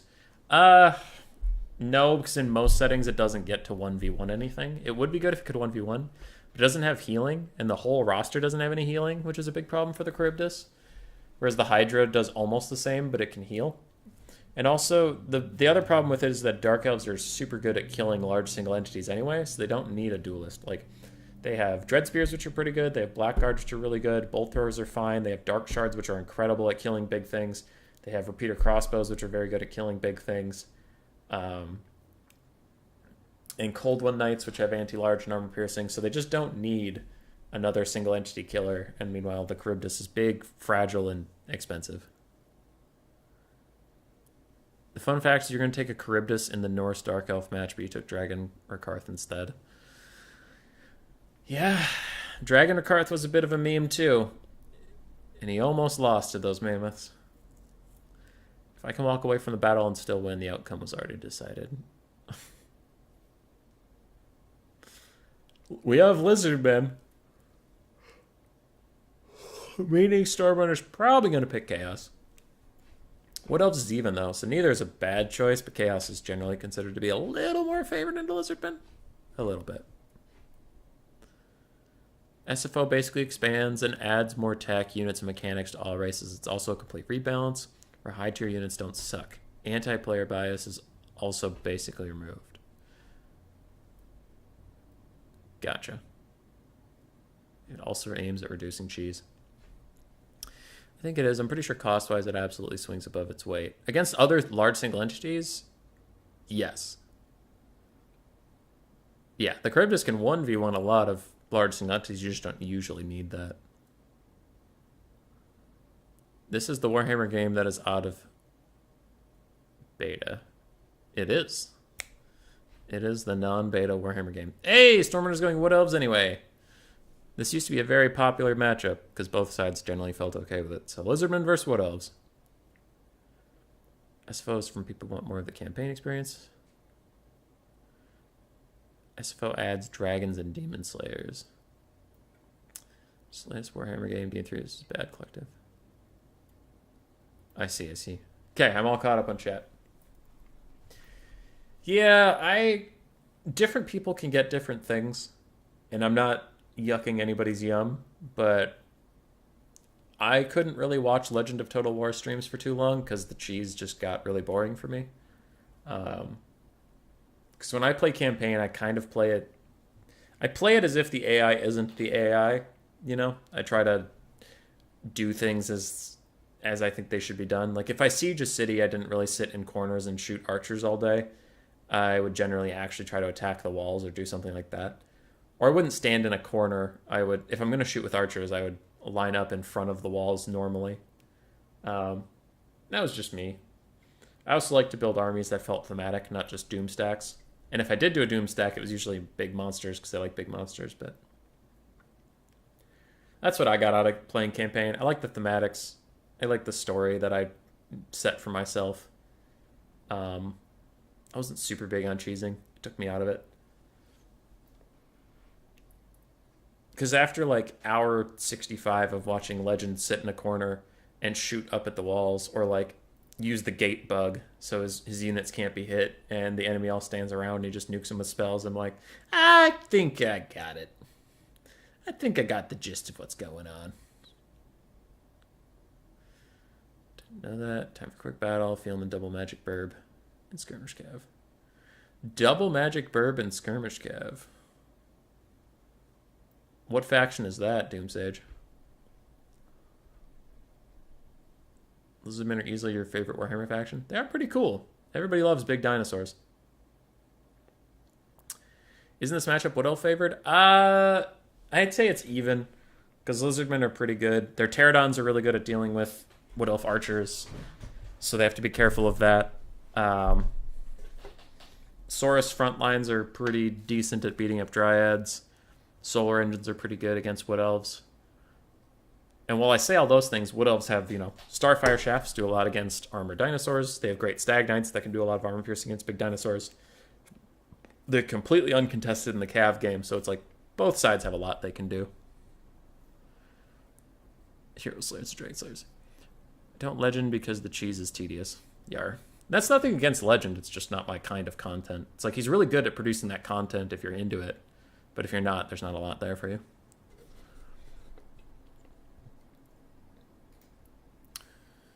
Right. Let's get rid of that.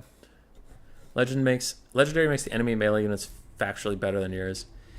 Yeah, I really don't like playing with like 19 ranged unit armies, so I don't usually play on legendary difficulty. You pretend your king is gone. High Elves. High Elves are fun. I wish they were better in Warhammer 2's multiplayer, but they've struggled. They've struggled. Alright, what do we got? For Stormrunner, we have Orion, the big Master Chad himself. Orion, a Branch Wraith.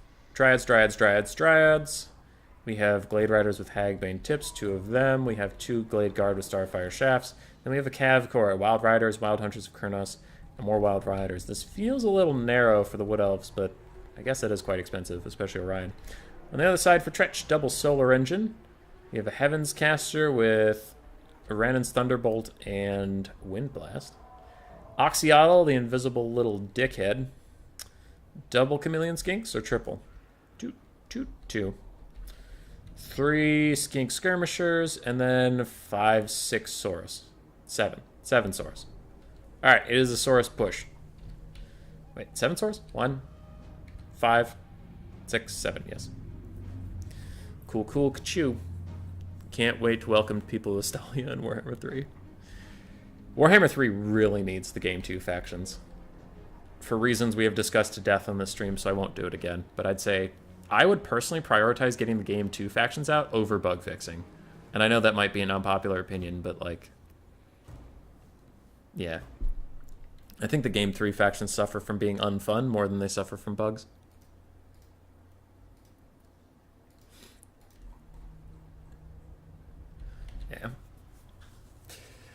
Yeah. Yep, this has just become a shit on Legend of Total War stream. Let's do it. Legend of Total War is a trash person and a trash player. Someone's gonna clip that. Like, my experience on YouTube is whenever I make a joke, there's always one person that doesn't get it, and they get very upset.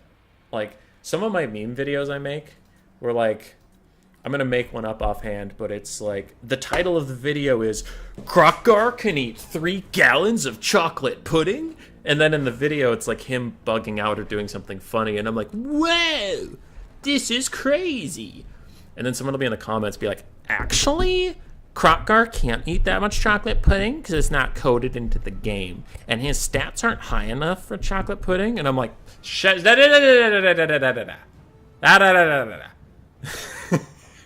it was a joke. It was a joke. You have no idea how many messages I've gotten almost as silly as that. Where it's just like, you were just doing it wrong. Not the point. It's not what we're talking about. And, like, I got into a disagreement with a guy named Matt in the comments about, like, cavalry. That's different. That's, like, functionally different. But when I make a meme video and people are sending me shit about, like, here's why you're wrong. And I'm like, it's just a meme. All right. Aside from that, the solar engines are shooting at the Glade Guard. You can see now what I was talking about with the Dryads. They have a terrible, terrible time against Saurus, especially with little Jab Skinks supporting them. So this is a good little Saurus push from the Lizard Men. Now, what the Wood Elves do have is the cavalry advantage. They're running around kiting Chameleon Skinks at the moment, but these Wild Riders, the triple Wild Riders on the back are going to have to get involved very, very soon. Orion is going deep, and he will slaughter Oxyotl if he can catch him, which he did, which he is. And some of these Saurus Spears will have to come up here and peel him off over there. Lizardmen are still slightly ahead on the balance of power. Do not be fooled, though. Orion is a very tanky individual. He goes down quick, but then it's really hard to get rid of him because of the Cloak of Isha, wherever it is. He has 20% damage resistance, and then he starts getting 8 hit points per second regen. Wild Rider's pulling back from Stormrunner, having a hard time getting them into whatever he wants to fight. There are these little ranged units here, but Skink cohorts with Javelins are more like Kislev units, where they're actually pretty decent in melee as well. So flanking them isn't such a great idea. It doesn't look like there's actually a ton of good targets for these Wild Riders, and they're having a tough time getting anywhere. Saurus have pushed off the 2 Starfire Shafts. These are the big armor-piercing values for the Wood Elves. Those are the main things that'll try to kill off the 2 Solar Engines. Without them, the Wood Elves are going to be in real trouble. Orion getting super low, and now he is getting that regen we talked about. But he's still surrounded by anti-large spears, and he is a big boy. And he gets shot by Oxyotl in the face and goes down. And without Orion, that is going to be a quick GG from Stormrunner. Boom, boom. Boom, boom, boom. I like Legend, not his playstyle, Cyrus. No, you're not allowed. That's not... You have to hate him. You have to hate him if you're here. You just have to. Demon factions are so small. Nurgle doesn't even have anti-large. Yeah. Even the larger factions are tiny compared to anything Game 2. It's true, Risky Rainbow. Oxyotl, 1,300 value in that short game. Saurus just killed the front line and walked forward a little bit. That was all. Skink Course Javelins did fine. Chameleon Skinks did fine. And Bastillon Solar Engines did okay. For Stormrunner, the Memer, the Dreamer, the Tag Teamer. Orion did okay and then died. Branch Wraith was fine. She was still alive. Just game ended. Glade Guard got pushed back. Wild Riders had literally nothing to fight all game, and the Glade Guard Riders, Glade Guard, Eternal Guard, didn't fight anything because they had nothing to do. GG, well played. So, Tretch will be our winner for today. I will contact him about his prize. Thank you for everybody hanging around today. Saw a lot of new faces. If you were a new face here and you enjoyed the content, or you think it's just funny to laugh at me and all my pain, please hit the subscribe button. We are still trying to grow the channel, and we're doing our best, even though Game 2 and Game 3 are both in a rough spot, so my niche as a content creator is currently being sad. But maybe I'll go play Super Mario or start being a Witcher 3 streamer, play Elden Ring, and abandon this game entirely. You never know, and the only way you will know is subscribing. That's all I got for you.